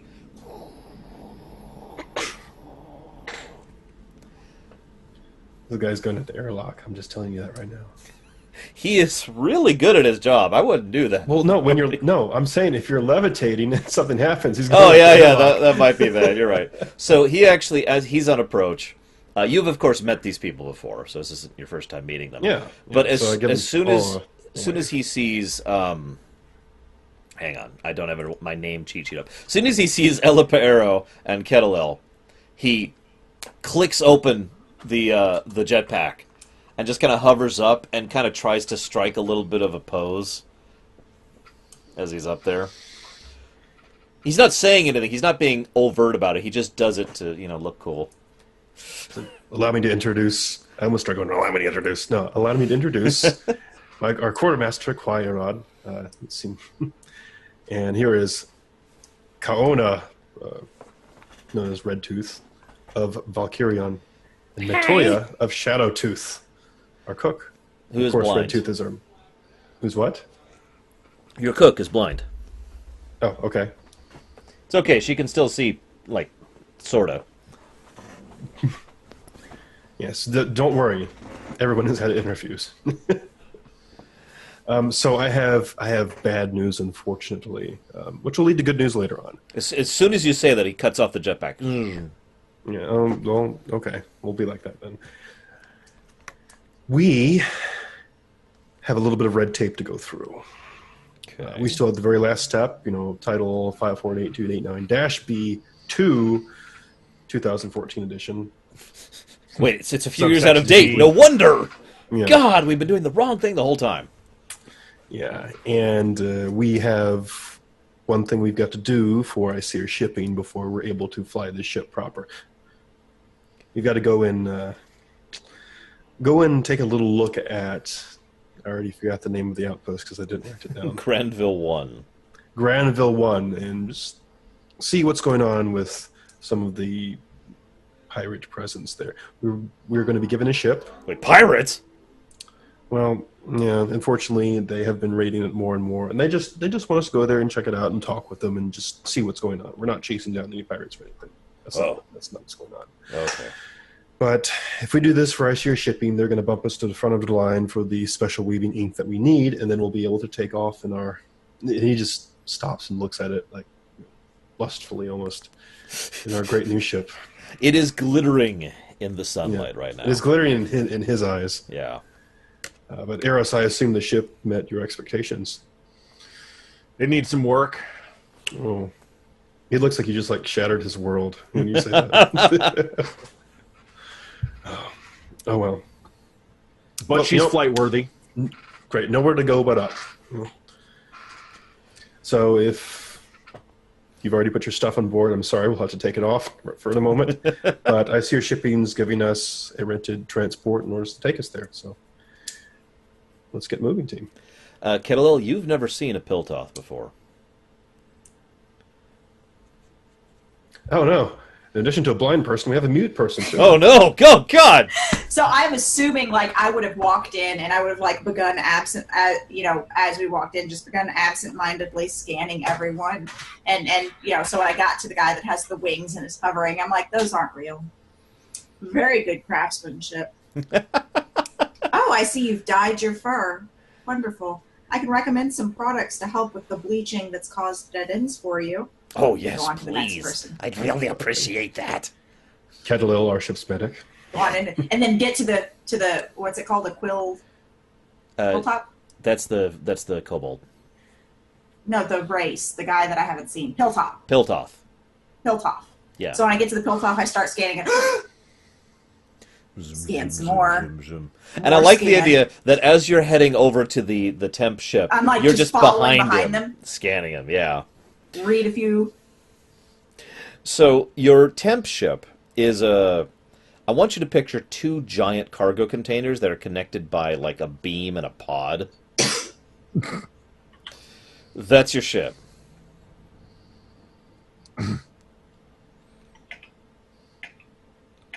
And who's flying this? You are. Eros, I don't mean to be disparaging, but this will work, right? Your silence tells everything. Give me half an hour, we can make it work. I knew I could count on you. Okay, I just suppose this might be a little cramped. How many people can this actually hold? It can hold a decent number of people. I'm underselling a little bit. In fact, I'm going to go ahead and give you an image of what I kind of picture this as. Here you Okay. go. I've linked it. Okay. Star Wars ship? Uh-oh. It's straight out of TIE Oh, Fighter. okay. I know these things. I Yeah. shot them down a whole lot. Yeah, me too. Don't worry, that's not going to happen to you. Yeah. Yeah, these things are a piece of crap. It's okay. It flies. Oh, no. It's... What? Separating meta knowledge from, Well, no, actual in-game it's knowledge right great. now. It's great.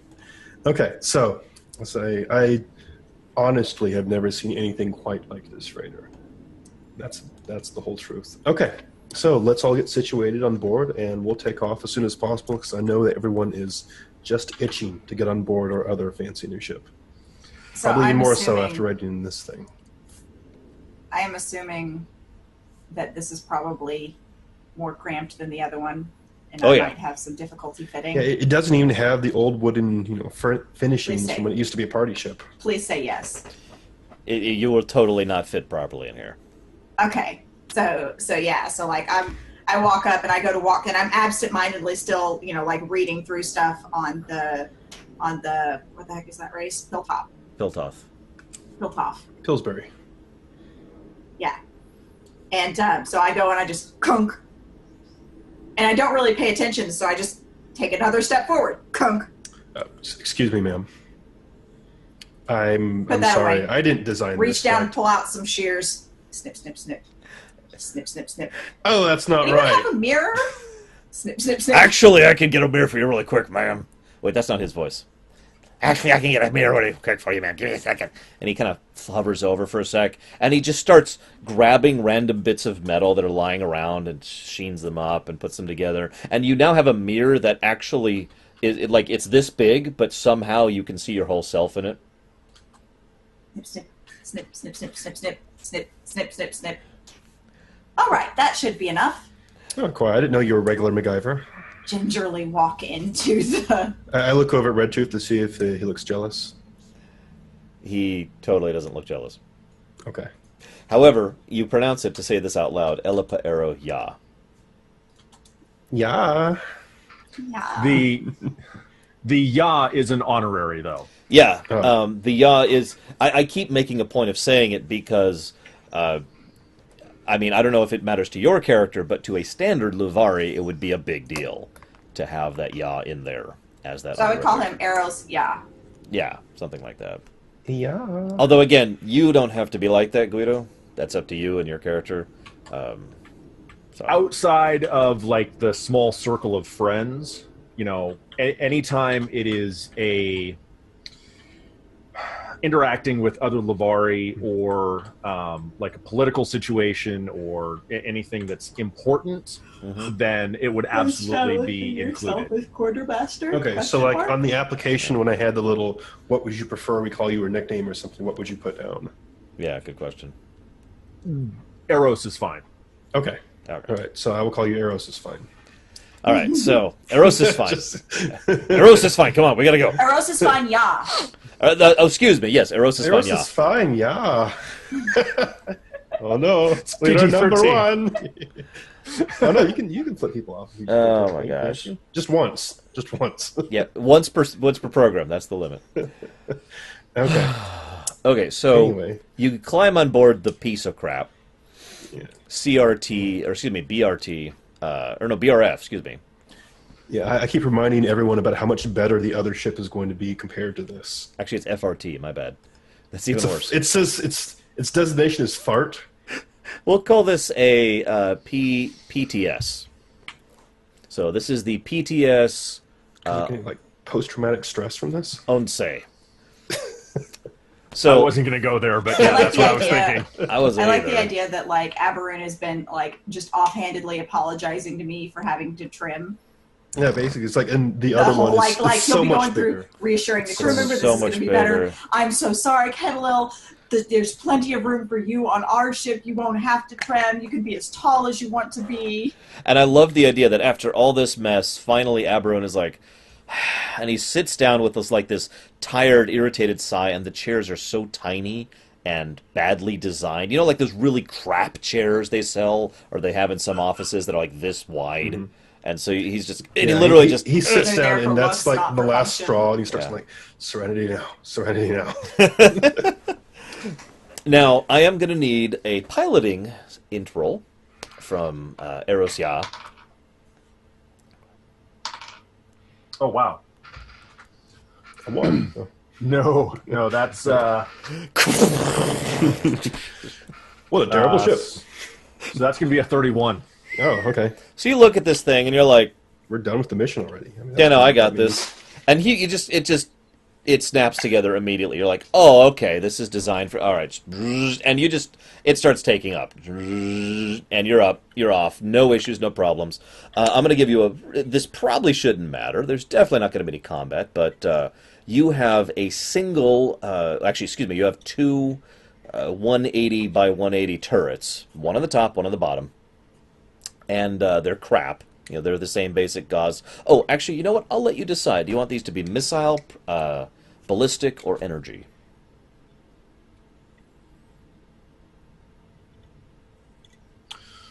Viewers, I'm sorry. I should clarify. I wanted the viewers to decide that. That is my bad. Oh, okay. On that, viewers at home, should this be ballistic, energy, or missile?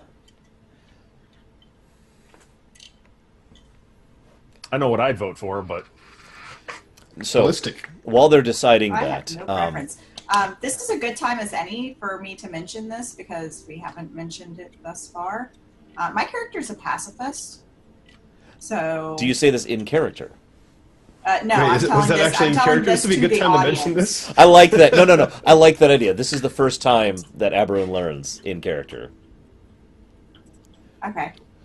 Well, he says, well, we shouldn't be fighting anything, so that shouldn't be a problem. And goes back to what he was doing. Which is trying to get comfortable in the damn chair. Yes. Start looking around for Actually, another chair. he says, Kwai, you don't happen to have anything like you can MacGyver for this, do you? Kwai? You're asking the kobold. No, that's not the kobold. That's the Piltoth. Wait, really? Yeah. Okay. I must have mixed up my names. I apologize. Yeah. Matoya Shadowtooth is a troll. Okay. And Koana of Valkyrion, or Redtooth, is the kobold, and Quadrad is the Piltoth. Okay, so, sorry. Piltoth is like, and he looks at her for a moment, and he does this thing where he walks up to it, and he's got his arms like this, right? And he's like, And he looks at it for a good 10 seconds, and he pulls out a wrench, BAM! BAM! Knocks off both the arms, and then does this. I'm sure that will come out of my pocketbook when we get that. Now I can sit in the chair. It is much more comfortable without those irritating arms. you should roll to see how good the actual construction was on the chair originally. Oh, that's a good idea. Hang on, let's see here. Oh, it's crap.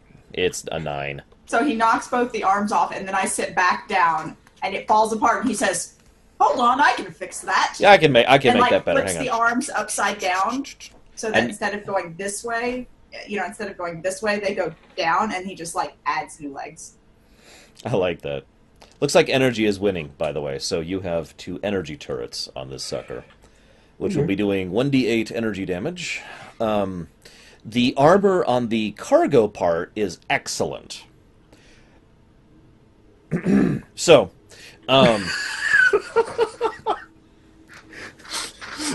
so you If that isn't Say- telling. Eros, is it supposed to be doing this?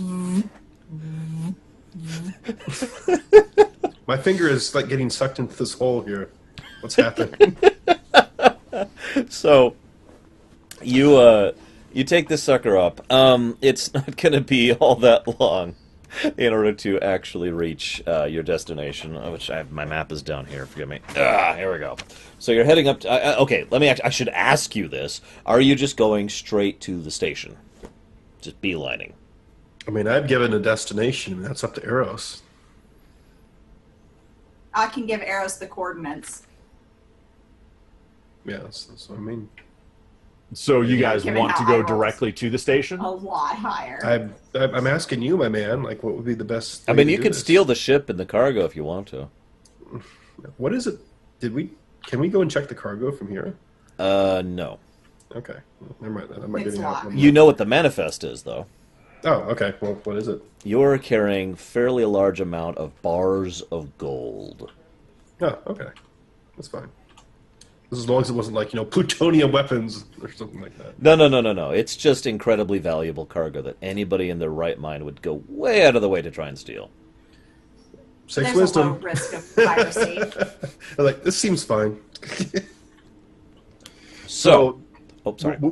We had 2 options, either the station or somewhere else. Well, I mean, the long-term overall thing is ICE here does want you to check out the debris cloud. That's so the station is in orbit of one of the moons of Primus. Okay, the debris cloud is about a third of the way further towards the sun Okay. through the entire system. It's way over there. Okay. So, yeah, I will recommend for practicality, let's go to the station first. Let's not put the cargo in any more danger than it needs to be. Right. Okay. So, do we just point it at it and go, how does this work? Well, he already did a piloting roll, which is going to kind of cover that, so that's not really an issue. I do want to know, basically, are you going to set destination autopilot? Are you going to be manual the whole time, Eros? How long is it going to take again? Not that long. I'd say a few hours, maybe. Oh, I'm totally piloting it. Okay. So, after a little bit, suddenly, Aberun realizes you have a sensor station that you can man if you want to. You also have interesting. a turret station you can man if you want to. I refuse to. I look man the around turret excitedly station. and say, "Does anyone know how to use these?" The Piltoth guy, whose name I've already forgotten, says, "Yeah, dude, totally. I got the guns." Okay. Not that we're expecting any trouble, but it never hurts to. So be he just prepared. starts shooting them. Okay. Well, Yeah.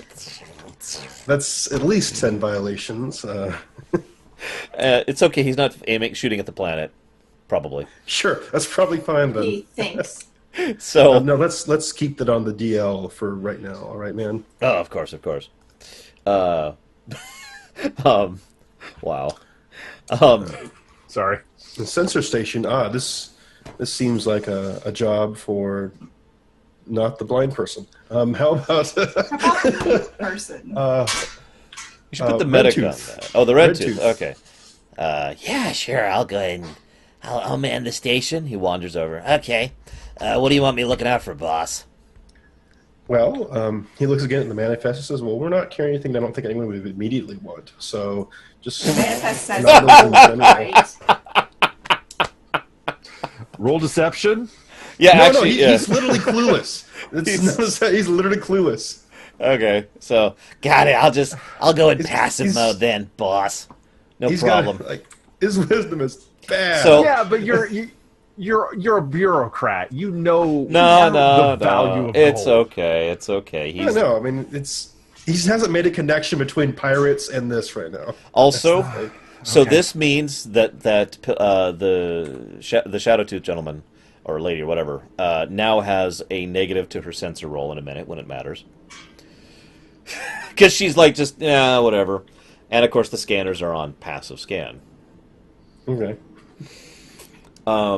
So I'm gonna go ahead and do a. Are you guys doing anything to fill the time as you're heading up? Oh my god, I rolled a Reading about 3. Philpops. I rolled a 3 For for scanning. Oh, so it wouldn't have mattered anyway. I mean, like all the stuff that he'd planned to do, like he's got this whole thing that he was planning on laying out at the table, and this little celebratory, champagne, and whatnot. But I assume he didn't even bring that with him, right? No, I mean, but what's the point now? We'll just wait Yeah. until we get the other ship now. That So makes he's sense. just kind of looking dejected. Everyone, give me a dexterity save. Okay. I shouldn't have any issues with that. That should be. The Piltoth saves, the other two do not. Yeah, 5. I'm at a 21. I rolled a 19. Eros? 24. I was actually going to give you a bonus because you're sitting, but I guess you don't need it. So Eros and Kedalil and the Piltoth are all just fine. Everyone else, when the ship gets jostled by some kind of explosion of sorts, you all go onto the ground. Ow! Hunk. Did we hit some space speed bump? What's going on, Eros? And, well, that's a good question. Eros isn't at the scanners. Oh, sorry. It's first time. What's going on, Red Tooth? Hang on. And crawls back up and gets back on the ship. Rolls again. Rolls a 1. So he's getting back up. Is it a he or she? I can't remember. What's the name? We never decided. Well, what's the name? It's Kauna of Valkyrian. Kauna? That sounds female to me, so it's a she. Okay. So she scrambles back up, and as she's doing, she trips and face palms onto the thing and knocks herself out for a few seconds. Oh my gosh. We need your services sooner than I thought, Kedalil. As that happens, I'll go over there and to the scanners to see if I can make heads and tails of this. Go ahead and give me a int roll All right. Great. at disadvantage. Great. Wow. It's actually still a 20. I Damn. rolled a 19 and an 18. So, wow. Okay. Whoops, I'm missing a dice that I need. Give me a second. How many pirate dreadnoughts are surrounding us? 57. Roll 1d100. There are 8 small fighter-like craft which are swarming around you right now. You do not actually recognize their configuration or anything whatsoever. However, they are attacking you.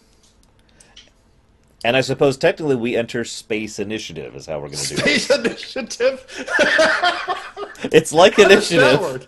It's but like in initiative, but in space. space. Okay, so actually, Great. I have done this before for my own custom things. The way it works is we go ahead and establish an initiative for the crew, okay? And then they each take their actions as at their particular stations or whatever they're doing, which then happen on their turn. So it's actually basically just regular initiative.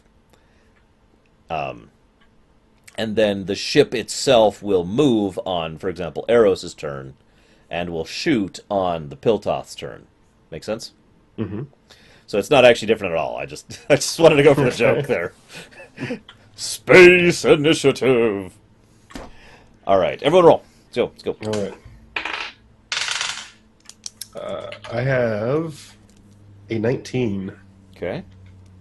I have a 18 and 18. Okay. 18 as well.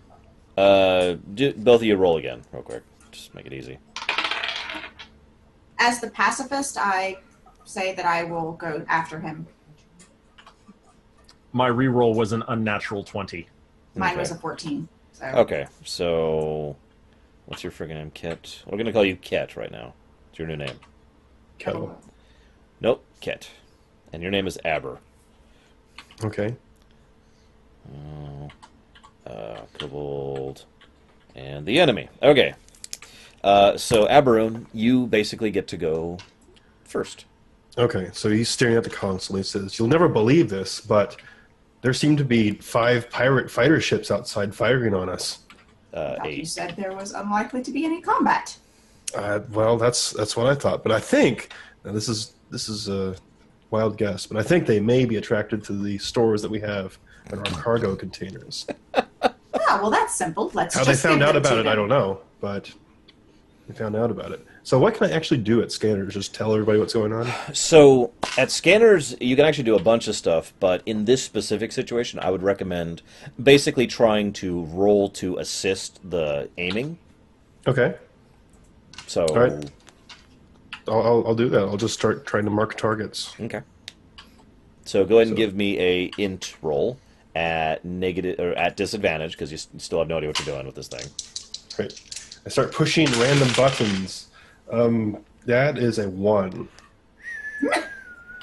All right, you mark a target. We'll get to that in a second when we get to the gunner. But for right now, it is Eros' turn. Now, obviously, you are the pilot. You normally you would probably be the person on the guns in like your actual ship. Obviously, here we've got turrets, so slightly different situation. But you're still the pilot. You can still do whatever there. What would you like to do? I'm thinking evasive maneuvers. Hang on. Try spinning. I heard that's a good trick. God damn. Actually, well, what I was thinking is a bit more aggressively dumb. Oh no. Okay. You said that the armor on the storage sections is excellent. Oh yeah, it's quite good. Can I ram the ships? You can try, yeah. That's my plan. Okay, Cartwheel so into the cargo container. Yeah. so I'm gonna make you decide, Guido. Do you yeah, it should be nice and visible. So do Yeah. you want to do this, smack? Do you want to try and do this, or do you want to try and do this? The last one. Okay. So go ahead and give me a piloting roll. This is going to be pretty high DC because this is an evasive roll. Okay. So that's going to be 28. 28 is going to be good enough. So everyone on board has to do another deck save, Oh, great. except for Eros. He's fine. You don't even have to do one. How does an 11 do? That's actually sufficient. Okay. Brace yourself. Can I just say, hold on to something before making sure. the maneuver? I'll give you that. At least give them advantage or something. Sure. A +2. So you give them Excellent. a plus 0.5 to their rolls. I like the mine idea. is a 6. Rounds up to 12. Perfect. I like So the idea. So like, I was like in the process of getting up to, because the first one caused several people to fall and hit their heads, right? So I like the idea that I was in the process of getting up to help people and then when he does this maneuver. Yeah, I like that. So you are now you have now fallen over on one of your patients, Oh, I'm so sorry. and but then the ship slides over. Let's go. I'll let you do it, Guido. Go ahead and give me, let's say, 2d8 damage.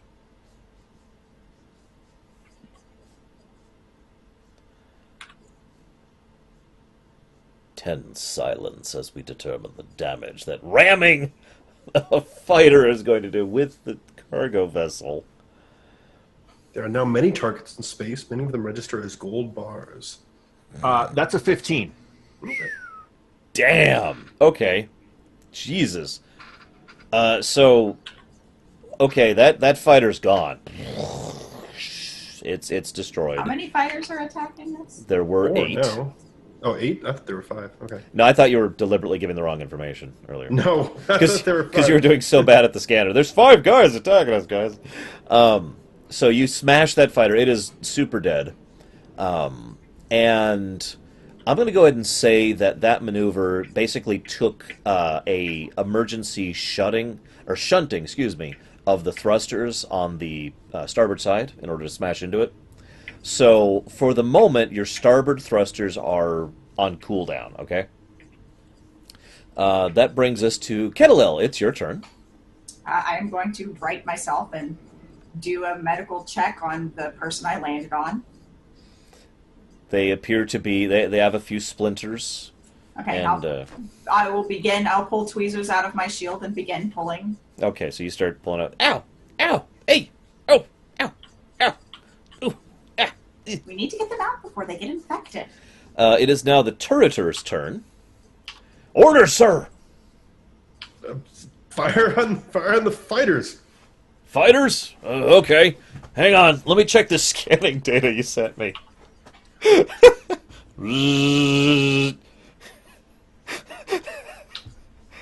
So What probably happens? I just sent him an empty thing that just like has nothing in it. So he starts firing, and the firing arc. You see the picture, right? What's And the picture? the picture that I sent you forever ago. You probably don't still have it up. I actually still have it up. Oh yeah, the bulk freighter. Yeah. So the turrets are in the middle. Mm-hmm. So the ship starts rocking again as he starts firing. Wait, why did the turrets go into that position? It was the only place they could fit him, man. So, sir, you sure about this targeting solution? I see what's happened. I forgot to include us as one of the targets in here. So the ship takes a little more damage, which I'll notate Hold here on. really quick. I said, wait, why would they design the ship so you could fire it at itself? So he's still got the other turret. Now, you haven't given him scanning data on the other turrets. This is just going to be him on a targeting roll here. Okay. And he rolls a 20.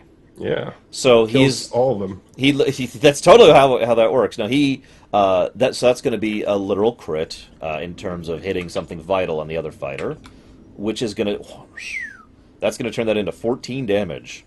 So that other fighter is, and there are now 6 fighters out there. It is now the kobold's turn, who is lying on the ground unconscious. It is now the troll's turn. Do you want her to even do anything? I look at the scanners and I briefly consider giving it to her, and I remember again that she's blind. Might be doing a I better think job. that- Let's be honest. I mean, maybe. But no, I just tell her to hang tight. Okay, so she grabs yourself- Kettlel's legs and just kind of holds on. All right, that's fine there. Hopefully, I don't have to do another dex save anytime soon. Now it's the fighters' turns. All right. So first we're going to do some maneuvering. That happens. Cool space effects. They start firing. They're using energy weapons, which does actually matter Oh, because we're that's going to be doing the least damage to your armor Yes. of the 3 energy types. So that one hits.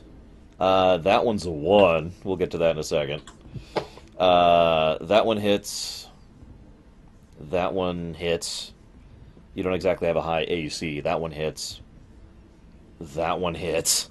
And that's all of them. Okay, so 5 additional shots rock the ship a bit here. We're going to do a massive roll here, so we're just going to take that, make that. So to give you a little bit of idea, the ship has now taken 24 damage. That's a decent amount of damage. They do appear to be focusing all of their fire on the middle section of the ship for some reason. Middle This section being big, where wide the target cargo that just hold is. releases the cargo pods when it's destroyed. Well, I mean, one way or another, the cargo is going to be released when there's nothing connecting it to anything else. Yes. So, now, thing is, one of those fighters rolled a freaking 1. So I'm going to roll his damage completely separate. Jeez, and of course I roll really well. So he says, "Look out!" and then he swings into Darth Vader's TIE fighter. And they Basically, yes. That's almost exactly what happens. He's coming in on an attack vector with one of his others, and he, like, jerks at the last second and smashes into his nearby compatriot and destroys both craft in the process.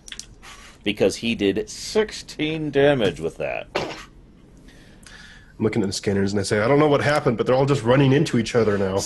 You confused them with your evasive maneuvers. Good job, Eros. Abaroon, it is now your turn again. Okay, I'm going to let's clear Try the to do slate better on here the scanner. and try some new buttons this time. Hopefully, Okay. I know which one's not the press now. That's true, but you're still at disadvantage. Yes. All right. I can't get any worse than what I did. That's true. Well, lucky number 13. That makes it a 15. Okay, 15 is pretty decent. So you're going to be able to feed some targeting data over to the Piltoth. One of these days I'll learn his name. And he's like, Quai. Quai Erod, that's it. So Quai. And he's like, okay, I got the data. You sure about this one, right, boss? You sure about this time? I hit apply this time, so I think all of them should be on this scan. Okay. Meanwhile, Eros is at the pilot hatch, and he's like, I got to do something. So it's your turn, Guido. Eros. Is there any way I can try and keep the storage pods more in line with the direction that the fighters are coming in from? So here's what I'm going to let you do. I'm going to let you anticipate where their next attack vector is going to come from, based on what they've been doing, and swivel to do exactly what you're talking about, okay? Perfect. So go ahead and give me that piloting roll. We're going to be doing a lot of piloting rolls for him. That's going to be 32. Jeez Louise. Okay, so It's that advantage. well, I know. I made the DC on this one 30 too because I And figured he is wow. level 5 to start off. and that's true. He is level 5. So you are like, and you watch the sensors for just a second. You're like, okay, and you swivel the ship just so. Pretty sure that now, because obviously this is all real time, so they're already in the middle of swinging around for the next attack. So by the time they get back, they will be hitting the cargo instead of you, and that's going to save you a lot of damage, assuming they get another attack in. Which brings me to Kettlel's turn. I'm going to try to wake up the unconscious person. Okay, go ahead and give me a medic roll. Right? What do I add to my medic rolls? Your I don't have medic. a medic. I don't You- have a medic. Yes, you skill. do. It's 1. That's your focused skill. Why don't I have that wrote down somewhere? You should. We did. Link me your character sheet. No, I have my medic action. That's unrelated. I don't have a Although medic. you can use that if you want to. I don't but have a medic Link skill. me. Link me. Link me. Hold on. Link me. Hold on. Don't link the viewers. I'm linking chat. And I'll be right back. Okay. Oh, oops. I just sent it to Guido privately. Look, they don't really need that gold, Darch. Let's be honest. There you go. Okay, clicky. Wow, you're right. It was like right here. Right where? Like right where you can't see where I'm clicking. No. Well, whatever. You have the focused skill, I don't care where you put this, of medic. It is currently 1. All right, I'm going to put that down here with burst. Caps. Medic. Anyways, so you add, in this case, this would be, hang on a second. I can actually look this up. Where is it? Where did you put, what? You've moved things since last night. I did not move anything. You totally did. I did not move anything. There, yes, you did. There it is. I found it. So we'll give you a +4 on this because you spent all that time scanning the Piltoth. Or no, you're not doing this. This is a kobold. You still have a +4 because this is a kobold. You know kobold physiology. Okay, so I get a +4. So +5. So I have 17. So I have my dice +1, +4 for having that the Pokedex. And that's your roll. Okay, so 17 and 1 is 18, and 4 is 22. Okay, 22 is really good. So you go ahead and successfully wake her up. What? Sorry, So can I? Do you determine the bonus per roll, or is this going to be a static +4? Let's go ahead and just use static +4 for now. I will decide for balancing purposes later, but I think +4 is a good, even thing to do for now.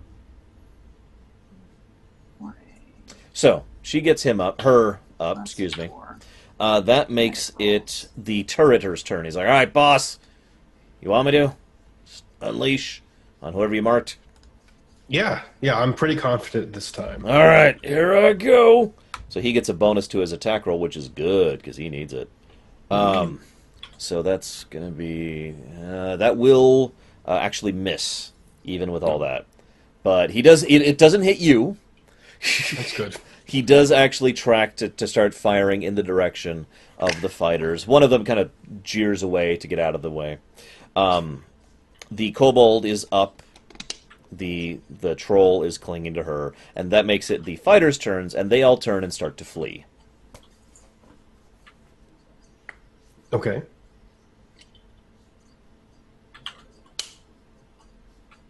I'm assuming that's their entire turn. Yes. Okay, so I'm assuming I can see that in the scanners then. Well, I don't know. I mean, based on how you've been rolling lately. I can check and see. But no, you can see. Okay. Even Arrows can see this because he's up there in the cockpit. Yeah. Well, it looks like they're heading out. We did it. Excellent. Can we do a scan to see if there was anyone that was blown out that may still be living? Some creatures don't require oxygen or other things. Some creatures can survive in hard vacuum. 14? Even with the disadvantage? Yeah, I rolled a natural 20 on the other one. Wow. There is nothing alive in the immediate vicinity. Nope, it seems like they were all blasted apart. There are no bodies in the immediate vicinity. Don't think there's anything left. They were vaporized. You killed them. Can we propose a moment of silence, please? Or I would like to propose a moment of silence, please. Sure. I just immediately just say, out of instinct, all those in favor. Well, oh no, you don't have focus skill politics. Sorry. No, I don't. It's diplomacy. It is hysterical to me, by the way. Viewers at home, everyone gets one focused skill. It's the one thing they're good at, no matter what else, right? And the career politician over there chose diplomacy as his focused skill. Yeah. I mean, the pilot chose piloting, the medic chose medic, and the politician chose diplomacy. I don't see why that's such a departure from what it really needs to be, but... Right. So anyways, fighters take off. Are you doing anything about that? I mean, no. Unless somebody else says anything, I don't know why we'd chase pirates in an old cargo freighter that's blown half the smithereens. Okay. That was not what the GM was expecting. Does anyone else have other suggestions of what might be done about this? Perhaps we should hail them. Why would you open communications with people attacking you? That's ridiculous. To find out why they were attacking us. They've wanted Now that they're fleeing, clearly they are open to parley. I I think this is a matter best left to station defenses and whatnot. We probably should head there as soon as possible and not wait around because they'll probably bring back friends. So I'm just going to give this to you. Because you're on the scanners. Okay. You notice that the way they're fleeing makes no sense. They are fleeing basically into deep space. Fighter craft are short range. No Star Wars jokes here. Well, I mean, that's true in like every science fiction thing. I know. But I was about to do an Alderaan thing. Sigh. A craft that small could have got out this. All right. Maybe it got lost, part of a I'll convoy or something. Actually turn to Eros and say, well, maybe I'm mistaken because I don't know a whole lot about space travel, but they're heading into deep space. They're not heading towards any known bases of any sort, not even back towards the planet or moons or anything. They're just going. Aren't those fairly short-ranged?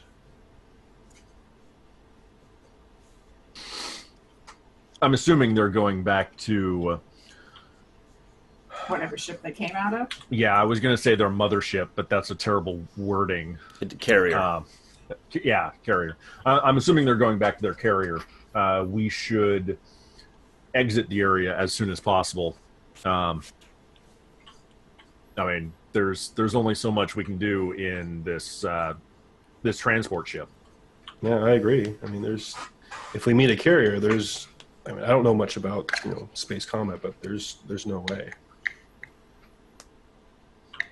So I'll do haste. Let's head towards the station and its defenses. So you can run the engines basically hot, Guido, or Eros, if you want to. Do you want to? How far is it to the station? And Not super far. Let's say another hour at normal pace. Okay. If I run the engines hot, what kind of time frame and what kind of damage would it do to the engines? Well, given the status of the ship and the fact that it's already doing not so hot, you would risk actually destroying the ship based on the dice rolls. And you can ask your engineer. You can be like, "Hey, engineer, whose name I forgot." It's Red Tooth. He didn't have his nickname. Well, I don't like his nickname, so I'm just... Why? Because why are his teeth red? I don't understand this. I don't know. Does he really like tomatoes? I don't know. Why do they call those rip face and whatnot? Well, that's a good question. But Classic. It's tradition. So, Red Tooth. I don't know who it was in chat, but Taserface. No, that's even worse. I saw that, and I intentionally ignored that. No, that's the one who defeated you. Anyway, so she actually rolled a 20 on her engineering roll. So she is pretty damn certain, and I do mean pretty damn certain, that that has a chance of destroying the ship if you run the engines hot for the 30 minutes it would take to accomplish that. She can try to mitigate that by engineering-y, but... being engineering-y, but yeah. Yeah, let's. If I'm to cast a vote in this, which I'm not the engineer or the pilot, I would say probably no. Now, that being said... most of the races on this ship could not survive in hard vacuum. Myself included. Just as a heads up, the ship, that is to say the health on the central section, because there's actually 3 separate health values for this ship, is 6 right now. Does the station have fighters? Yes. Okay. Here's my thought. We run hot for 10 minutes. Okay. In that time, we send a distress signal to the station asking for fighter backup because we anticipate that the carrier or more fighters are going to attack us again. Okay. In the time it takes to get closer to the station, they should receive that distress call and launch their fighters and hopefully have an escort to us in time to hopefully mitigate any incoming fighters. Okay, so I swivel around from the scanning station and say, "Okay, whose job is that to do comms?" I can do that. Aha! So, Kettleville, I now require a roll from you. At What am I rolling? incredible disadvantage. Well, that's not going to be terribly good. What am I rolling? Just int. Just int. All right. Is it at disadvantage? No, I was kidding about that. Okay, that's still not awesome. That's an 11. I rolled a 7. Oh my god. Okay. So you get over there and you're like, okay. You push a few buttons and you're pretty sure you send out the message as No. described. So like, if this is going to fail, I'm like, yeah, I'm pretty sure I that happened, and like somebody calls, returns the intercom, and it's like, I think you hit the wrong button. Well, no. Broadcast out to the ship. Well, oh, that's a good idea. It's you hit the intercom rather than the external comm. So she gets onto the thing and starts talking, and everyone else, especially Eros, who actually has his headphones on, to hear more clearly what's going on, suddenly hears Kettleville's voice in his ear. Attention, we need some help from Granville 1 station. We're going to be needing some. All right, I'll go in there. I don't know what I just clicked on. Lift the headset off and say, all right, you know what? Here, new idea here. We'll just chill this for a second. Redtooth, how about you call up them on the comms, and I'll talk to them once that's done. Redtooth walks over and doesn't even need a roll because this is her field of expertise. So she sends out the same basic message. Now, just as a heads up, Not on the intercom. just to make this clear, you don't have a lot of, I forget what it's called, but make it so other people can't tell what you're saying. There's a term for that. I can think. No. Cryptography? Well, yes, but that's not what I'm thinking of. Encryption, there we go. You don't have any battle encryption or anything like that. So anybody nearby would also hear the same message and know exactly where you are. Oh, yeah, that's fine. That's not really new news to them. Just making sure. So that message goes out, and you run hot for 10 minutes. I'm going to do a dice roll here for no reason. Whoa! What's it land on? Oh, okay. So nothing happens at all that you're aware of for 10 minutes. And then you are now a 40-minute trip from the station, and... Okay. A few more minutes later, some much worse fighters start showing up. Station fighters. These are actually the minor... the actual miners. Okay. I was going to say, what? They're saying bombers after us now? Yes. Okay. And they are now flying in escort formation with you. No actual issues the rest of the way. Okay, so on the way, since this has happened, I'm feeling much better spirit since we've actually worked together and fended this off. So I'm going to go ahead and break out the welcome package early now and give everyone some champagne and stuff just to say congratulations for a job well done. What kind of champagne is it? I can't consume alcohol. Actually, you totally can. I'm not old enough. Yeah. Well, I lean to her and say, well, the rules change depending on where you are. That's true. Do it. It would be a dishonor to my mother. Do it. What happens in space stays in space. Yes. Roll wisdom It would, to not to resist, basically. I use the peer pressure skill. He's charismaing you to drink. It's like everyone's doing. Won't you just 16. take a sip Okay, Aberoon, as a roll charisma. toast? Okay. You have to beat a 16. Okay, just straight charisma. Yeah. All right. I guess this would be diplomacy, so I guess you get your skill focus. I don't get close to 16. Okay. So he's like, you should totally I'll have drink. some distilled water if you have that. I maybe have some. Let's see. I think I had enough. Oh crap! I did. I don't know. Would I have found enough ahead of time to actually get some? Because I did read their profiles. Yeah, I'd say yeah. I Okay. mean, you knew who your crew was going to be. Well, in advance. this is fresh from the mountains near Stonehold. You go.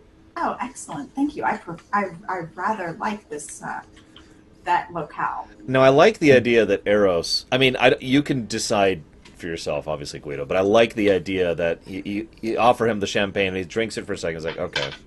And then he grabs, like, a tankard and just fills it up with mead or something, and just. But I mean, I don't know if that's your character at all. It's just an image that amused me. No. Yeah. Yes, but no. Okay. So what I'm going to do is I will graciously take the container, whatever it is that it's offered in. Yeah. And when he does the, you said that you were doing some kind of like cheers or something. Oh yeah. So essentially to the new crew and to our first success out of many. Okay. So I'll take a drink to that, and then set the glass to the side. I shouldn't drink and fly. But you're going to, aren't you? No. Once we get into, I'll say, port, then I'm going to fill the glass. With the glass. I'll fill it with glug. mead, and then, yeah. Glug. Well, actually, this brings me a question. Are we going to need to work out some autopilot mead rotations here on the ship? Like, What am I- from 2 to 4 is drinking hour. The autopilot's going to be on. Somebody watch it just in case. I'm not an alcoholic. You It's like don't a understand. You It's don't like a understand. smoke break, you know? With all due respect, wouldn't the dinner hour be an appropriate hour to apply those standards to, so that if anyone wanted to have a glass of wine or other spirits, I like to indulge in a glass Yeah, of sparkling Aberron just- water myself. Is kind of silent, like he has never thought about ship rotations ever. Right. Dinner hour. Right. So you guys dock at Granville 1, and it starts unloading its cargo, and you are brought aboard. They ask some basic questions about the ships. You have nothing worthy of note to tell them, other than the fact that obviously they were using a nearby ship. Right. Yes. That's the one piece of intel you were able to glean from that. And they say, well, thank you very much for bringing this here. I don't know. It's going to take us like most of the evening, most of the day, really, to go ahead and unload all the cargo. So feel free to enjoy all the... I don't know why I'm using this voice. Feel free to enjoy all of the wonderful benefits of being on Granville 1. I'm gonna walk around and just look for new species. So It's- as I go through, I'll be like, "Yep, nope, got one of those. It's dwarves. Yep, nope, It's got one of almost those." nothing Yeah, but got one of those. dwarves and Tygians, excuse me. And right, So no, it is so I'm Tygians. just sitting there and I'm walking through it, and at one point I after I've been doing this for a couple of hours, I'm like, "Don't you guys have anything other than Tigians and dwarves on board?" No, I'm afraid not, Mom. We are obviously keep things a little bit in-house because we believe that we are the superior race that shall rule the stars on I high say, hey, as hey. Sultan. Not yet. It's not time yet. Oh, right. Clink, clink. Terribly sorry. Oh, wait, I just realized I can do a dwarven voice. I'm terribly sorry, laddie. Lassie, excuse me. We don't... we just like to have a little good old time. Can I interest you in a nice roast mead? Oh, you're most hospitable. I have not been at a proper dwarven establishment in I don't know how long. Oh, we got you Come, both of covered. you. All of you. This is going to be a treat for you. So there's this Come on. big fire pit they have set up, and it's in its own room in order so that the environmental controls aren't a problem. It's rather uncomfortably warm and cold at the same time, depending on where you're standing in the room. Yeah, There- my elven side staying on the cold side, my dwarven side staying on the hot side. Big ol' roast fire and a spit roast with a big ol' hunk of you're not even sure what, just rotating on it. And every now and again, a dwarf goes over and adds some kind of liquid, just splashing it over it. Just like Mom used to make. And so it's quite good if you choose to indulge. There you go. There you It's go. my favorite drink on the Citadel. This is a crap hole station, as I think I've already indicated. So as you're walking through, you occasionally hear a creak from the metal, and it doesn't have proper artificial gravity in most places. So unlike the ship you were just on, you usually have to, they've got the rope things where you have to grab and pull yourself forward, or to keep yourself on the ground, kind of a thing. I say, haha, rustic. Yeah. And you can take your time doing whatever you want to here. But what I really want to know from you guys is, are you going to be doing anything other than chilling for the next day? Well, I really want to confer with ICR Shipping on what exactly has been going on, because I'm assuming that's our contact point here. Yeah, there's going to be a member here. They are over in this one kind of secluded section. It's a little colder over here because the environmental controls are just really not going well today. Excuse me. I don't know why the environmental controls keep having issues. I send Mr. Smiley down there every now and again, but he can't get it working. Keeps banging on it with his wrench, but it doesn't seem to be working. I don't know. I can't tell you how many people that describes it I know with the same name as well. So what can I do for you, sir? Well, if you don't mind, sir, I'd like to talk a little bit about what actually happened out there. Because Of course. It seems, and this has actually reached Primus, the planet, as well, that you're having some problems with some pirating.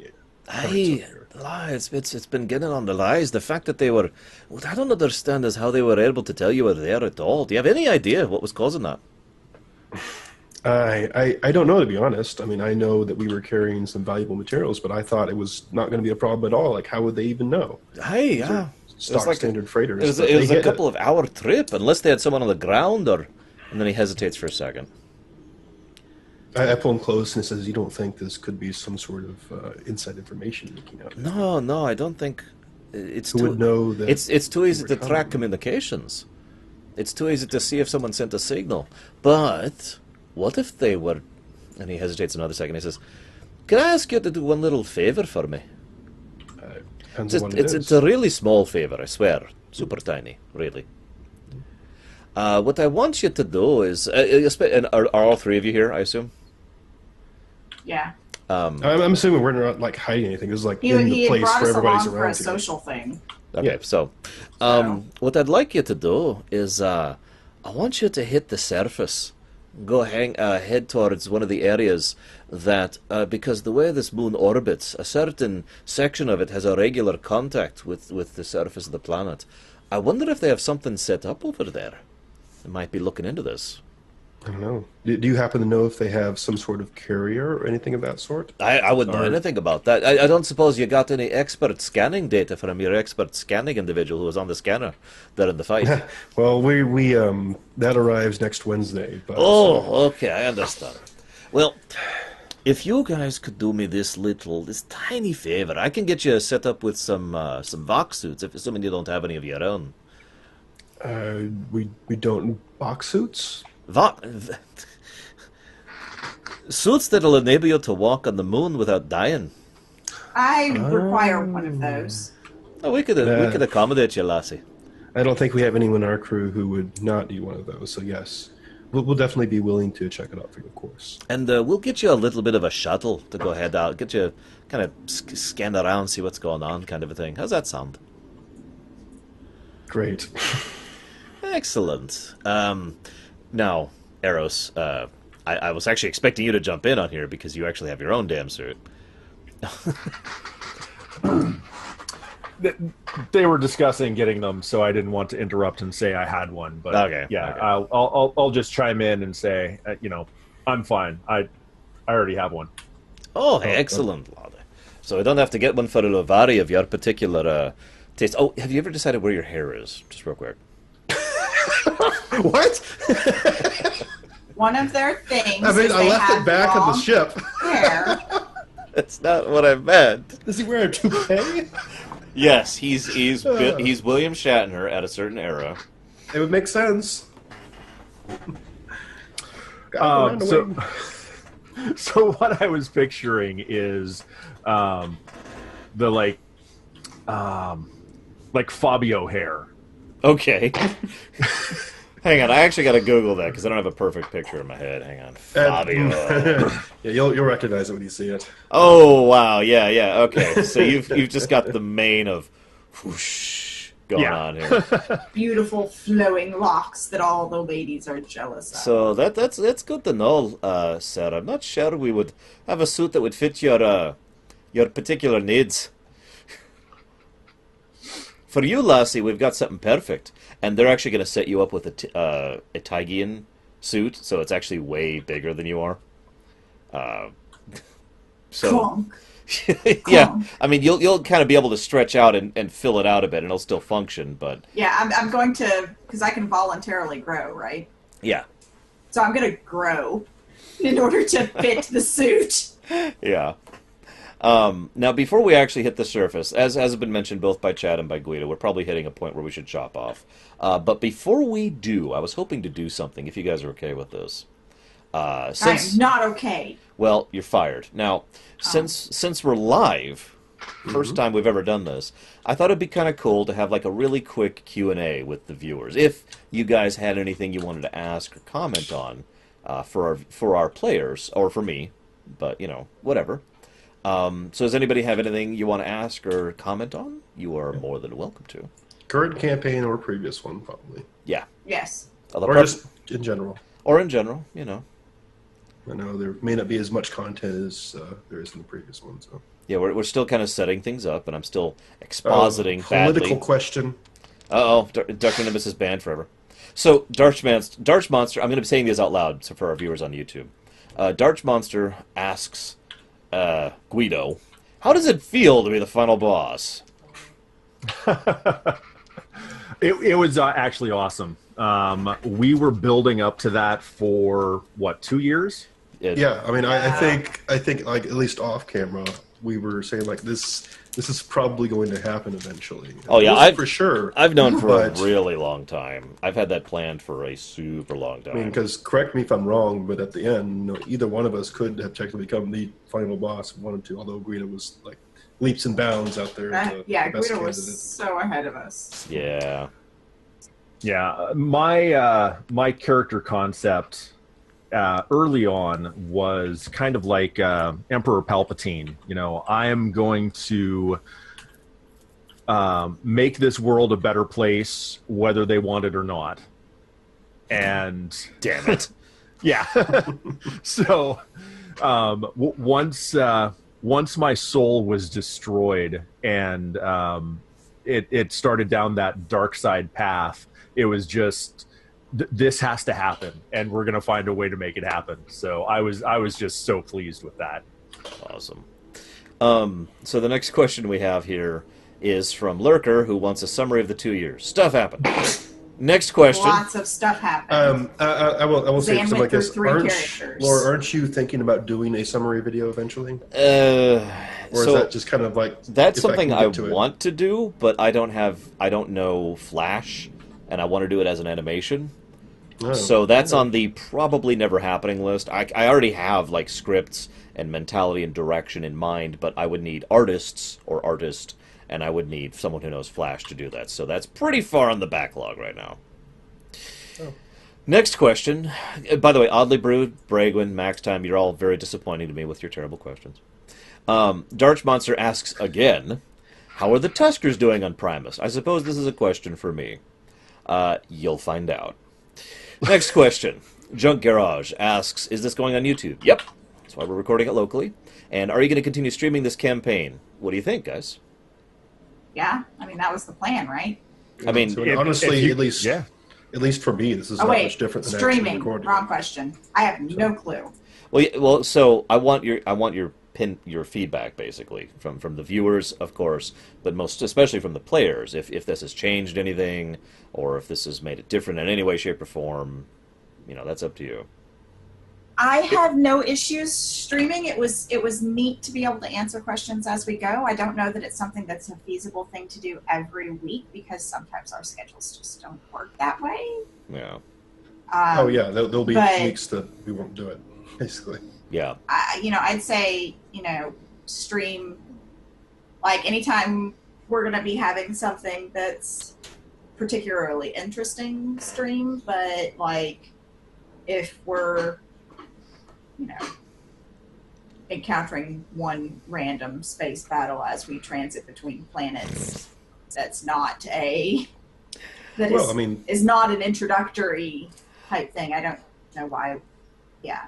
The idea is to make everything interesting. So. I do try. I will also make a point of tossing out an announcement, either on Twitter or on my YouTube, if we are to do another stream, so there would be some kind of heads up on that. Next question is from Sildeer, and I'm going to posit to all three of you.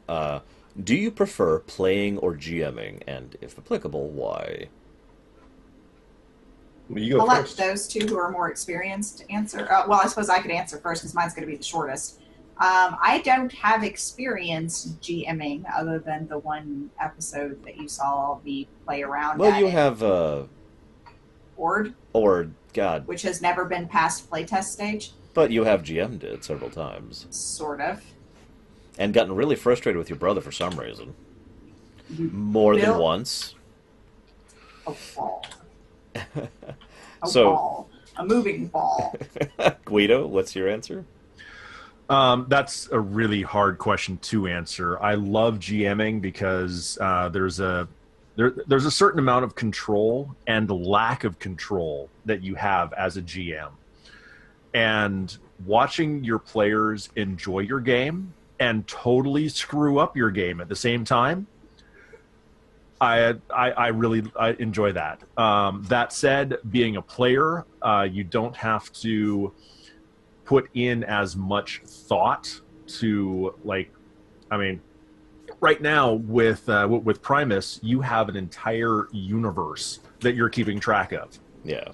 So the amount of thought that you have to put into that is quite extensive. So being able to just sit back and think, what would my single character do, is a bit more relaxing. So, you know, there's pluses and minuses to both sides. So I can't really say which I prefer.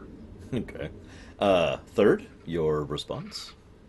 I think overall, I probably prefer DMing the most, but that really depends on the group of players I'm either playing or DMing for.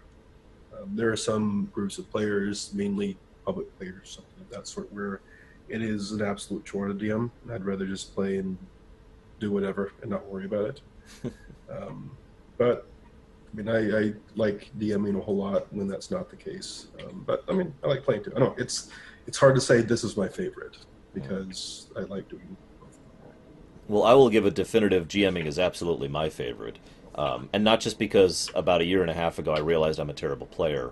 It's because GMing fits my mentality so much more. I'm the kind of person who likes keeping track of the entire universe. I'm the kind of person who likes keeping everything in position and trying to figure out how things should go and telling the story and all that fun stuff. So definitely GMing for me. So scrolling up here real quick, we actually have a list of questions now. Darch Monster asks, is episode 83 ever going to get repaired? No. So I'm still not even 100% sure what you're talking about on that. I need to go back and look at it. I never have. I think I can answer that question, actually. So I think he's talking about that episode right before the finale where it just chops off at the end. Yeah, but the Yeah, it's thing only is, like a 20-minute episode when it should be like an hour and a half. oh, that's very strange. And I have no idea why that would be. But regardless, those source files are long since gone, so no. We could probably just say what happened in that real quickly because I remember. So here's what happened during that one. We got on an airship, we rammed it into the stuff, and then cut. We teleported out thanks to Guido, and then cut to the next episode. That's what happened. Yeah, it was just... and we're up. So, scrolling back up here... I used an airship as a nuclear warhead. Yeah, that's Yes. pretty much what we did. Celtic I mean, asks... Oh, sorry. No, go ahead. Celtic asks, question for the party. Do you see yourselves in character getting along? This character genuinely likes people, so she will go out of her way to, get along with people.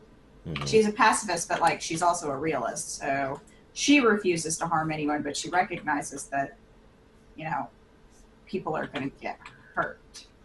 Yeah. Well, much more in the previous character. Yeah, I mean, at this point, granted, it's still early in the campaign, but there's no reason to not get along. I mean, we don't have any personality clashes or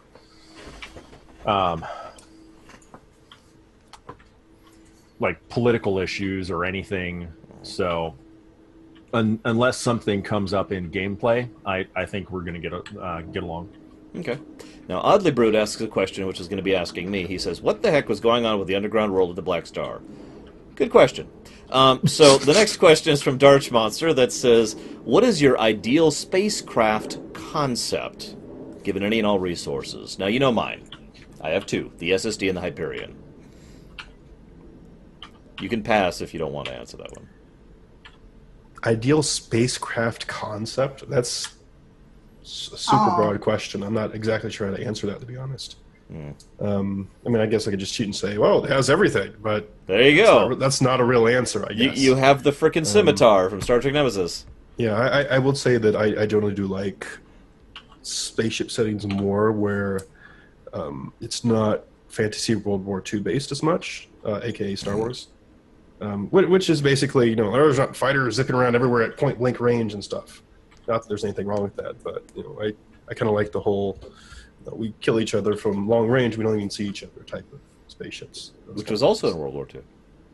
Well, yeah, you know what I mean. I do know what you mean. I just thought I thought it'd be funny. Guido? I know where you live. Ah! The Star Citizen ships are pretty amazing. I'm not that familiar with too many spaceship types. So right now, because I want to come up with an answer off the fly, I'm going to say the Constellation type from Star Citizen, which I believe is what we... that was the picture that you had put up earlier, wasn't it? Yeah. The Constellation, yeah. Big enough to live in, but still maneuverable. So, something like that. Okay. Sis, do you even have an answer? Okay. So, Max Time would like to know, how much could this campaign affect Primus? Now, I'm going to presume that you mean how much it would affect the planet, right? Because, I mean, obviously the Primus campaign's done and we don't do time travel here. So, that being said, yeah, no, this could totally affect Primus, the planet. Completely, it could completely change the political landscape. It could completely do nothing at all. It could destroy the planet. You know, sky's the limit, as per my usual rule for D&D. I very rarely put some kind of governor or limiter on what the players can do to affect something within a setting. Other than the obvious, if they try to destroy the entire galaxy, they're probably going to fail. And make enemies out of everyone. And make enemies out of many stronger beings than them. Now, Sildeer asks, Zan, Guido stayed for the full campaign. How come Zan's characters all die? None of my characters are dead. It's true. Not a single one of my characters Wait, that's are not dead. true. Abilene died. Abilene did not die. Well, she did. Oh, wait, she It was died. only but she was temporarily. She- Yeah, it was only And temporary. Zariel died kind of, too, but none of them are dead currently. Fear and a Seal. Firenze was doesn't not my count. character. That doesn't count at all. But you played her for a little while. I played her for 2 episodes. Just, Ever. yeah. The question is, should they die again? Oddly Brood asks another question of Zariel, and I quote, are we going to get to see what the heck Zariel was doing all this time? So that is something that Brother and I have been talking about. We have thrown the because Zariel was, her personality did not lend itself well to the group. So we have been talking about doing a one-on-one game. It has not been decided if we will do that, mainly because I just started into my practicum and have no time to myself right now. But we have been talking about doing a one-on-one campaign eventually at some point, which will cover Zariel and her travels and her mentality and the things that she's done off camera. Okay. Maz asked a question of the three of you. What are your current characters' motivations? As in who you're playing today. Feel free to share some, out-of-character knowledge on this if you want to give some insight. Sure. I just want to fly a ship. You sure? I mean, there's no PTSD. There's no trying to make up for horribly killing, any of that stuff. Yes. So my primary motivation is I love to fly. I want to, I will find a way to get back in that pilot's seat and fly a ship. I do want to atone for what happened previously. I don't want to go into too much detail because I think it should be revealed in more actual in-game play. But there was some seriously bad stuff that happened, and I am regretful, and I want to see what I can do to overcome that and possibly make amends. Okay. Aberron? Well, I mean, there's not much beyond what I said at the start. He has been a politician for most of his life. Has a little sense of exploration, and after seeing all the various aliens and meeting them and whatnot, he kind of wants to go out there, and there's just a desire to get some stuff done and to explore things that nobody else has seen before. Not really a whole lot beyond that. Okay. He's kind of past the prime of his life, so I figure he might as well do something like that. And Kittilil? My character's motivations will be covered during my character sheet Oh, that's development true. video. We do talk about that. So there. please watch that on YouTube for a full answer on that. Probably in about 3 weeks. The next question, super quick. Celtic asks, is this campaign going to be weekly? No. We do this whenever we can. Speaking of which, let's go and ask that question really quick. Is everyone good for next Thursday? It's the 28th. I do not have any plans that I know of at this time. Okay, Guido, Look you at my good? calendar. I'm good. I can't. It's October, right? Yeah, it's the week after that. Okay. I knew we were getting closer. I just couldn't remember when it was. And third? I'm good as far as I know. Okay, so it sounds like we'll be good for next Thursday. That obviously those plans can change. But there's a reason Primus doesn't go live every Thursday. It's because we don't play every Thursday, so this is not actually a weekly feature. So I suppose that's the answer to that. Now, the next thing, ZFG Nation gives 100 bits. Thank you. I didn't say thank you when you did it, but I saw it. Thank you. So let's see. I think I saw one other question. Oh, there it is, from Darch Monster. Will we ever see the creators of the planet of Primus? So I don't mind giving this away. Primus was actually crafted by the Factors as an organization. So I suppose technically, yes, you have actually already met... you've met the daughter of one of the Factors. You are not actually a formal member of the Factors for obvious reasons. I'm too young, You are too young. But among other things. there's some serious backstory, and the creation of Primus is actually directly tied into one of the major story arcs of the Imperium as a whole, called the Swarm War, which is something I've mentioned a few times. So we will probably be discussing and uncovering more about the Imperial history and the nature of the setting as we go throughout this particular campaign. And the final question ever, from Oddly Brood, is he asks, is there still a shadow sealed in Garland's Citadel? No. All of the shadows and all of the shadow were all kind of running out of time and juice because of the nature of how they were being disseminated. So they had to make like one last stand. It was their final attempt at doing everything, and so they decided to gather in the strongest nexus of chaotic power, which happened to be this Lugian who was up by Central. And so all of the shadows and shadow, including the one that was in Crater that nobody really found out about, the millions that were in Aburian, and the one that was in the Citadel, all got sucked into Guido. Including the chaos energy that was in Aveline. Yeah. And a lot that was in the second pinnacle as well. So. Alright, so thank you everyone for joining us, and I hope you've enjoyed, and we'll go ahead and chop this off, and see you guys next time. See ya.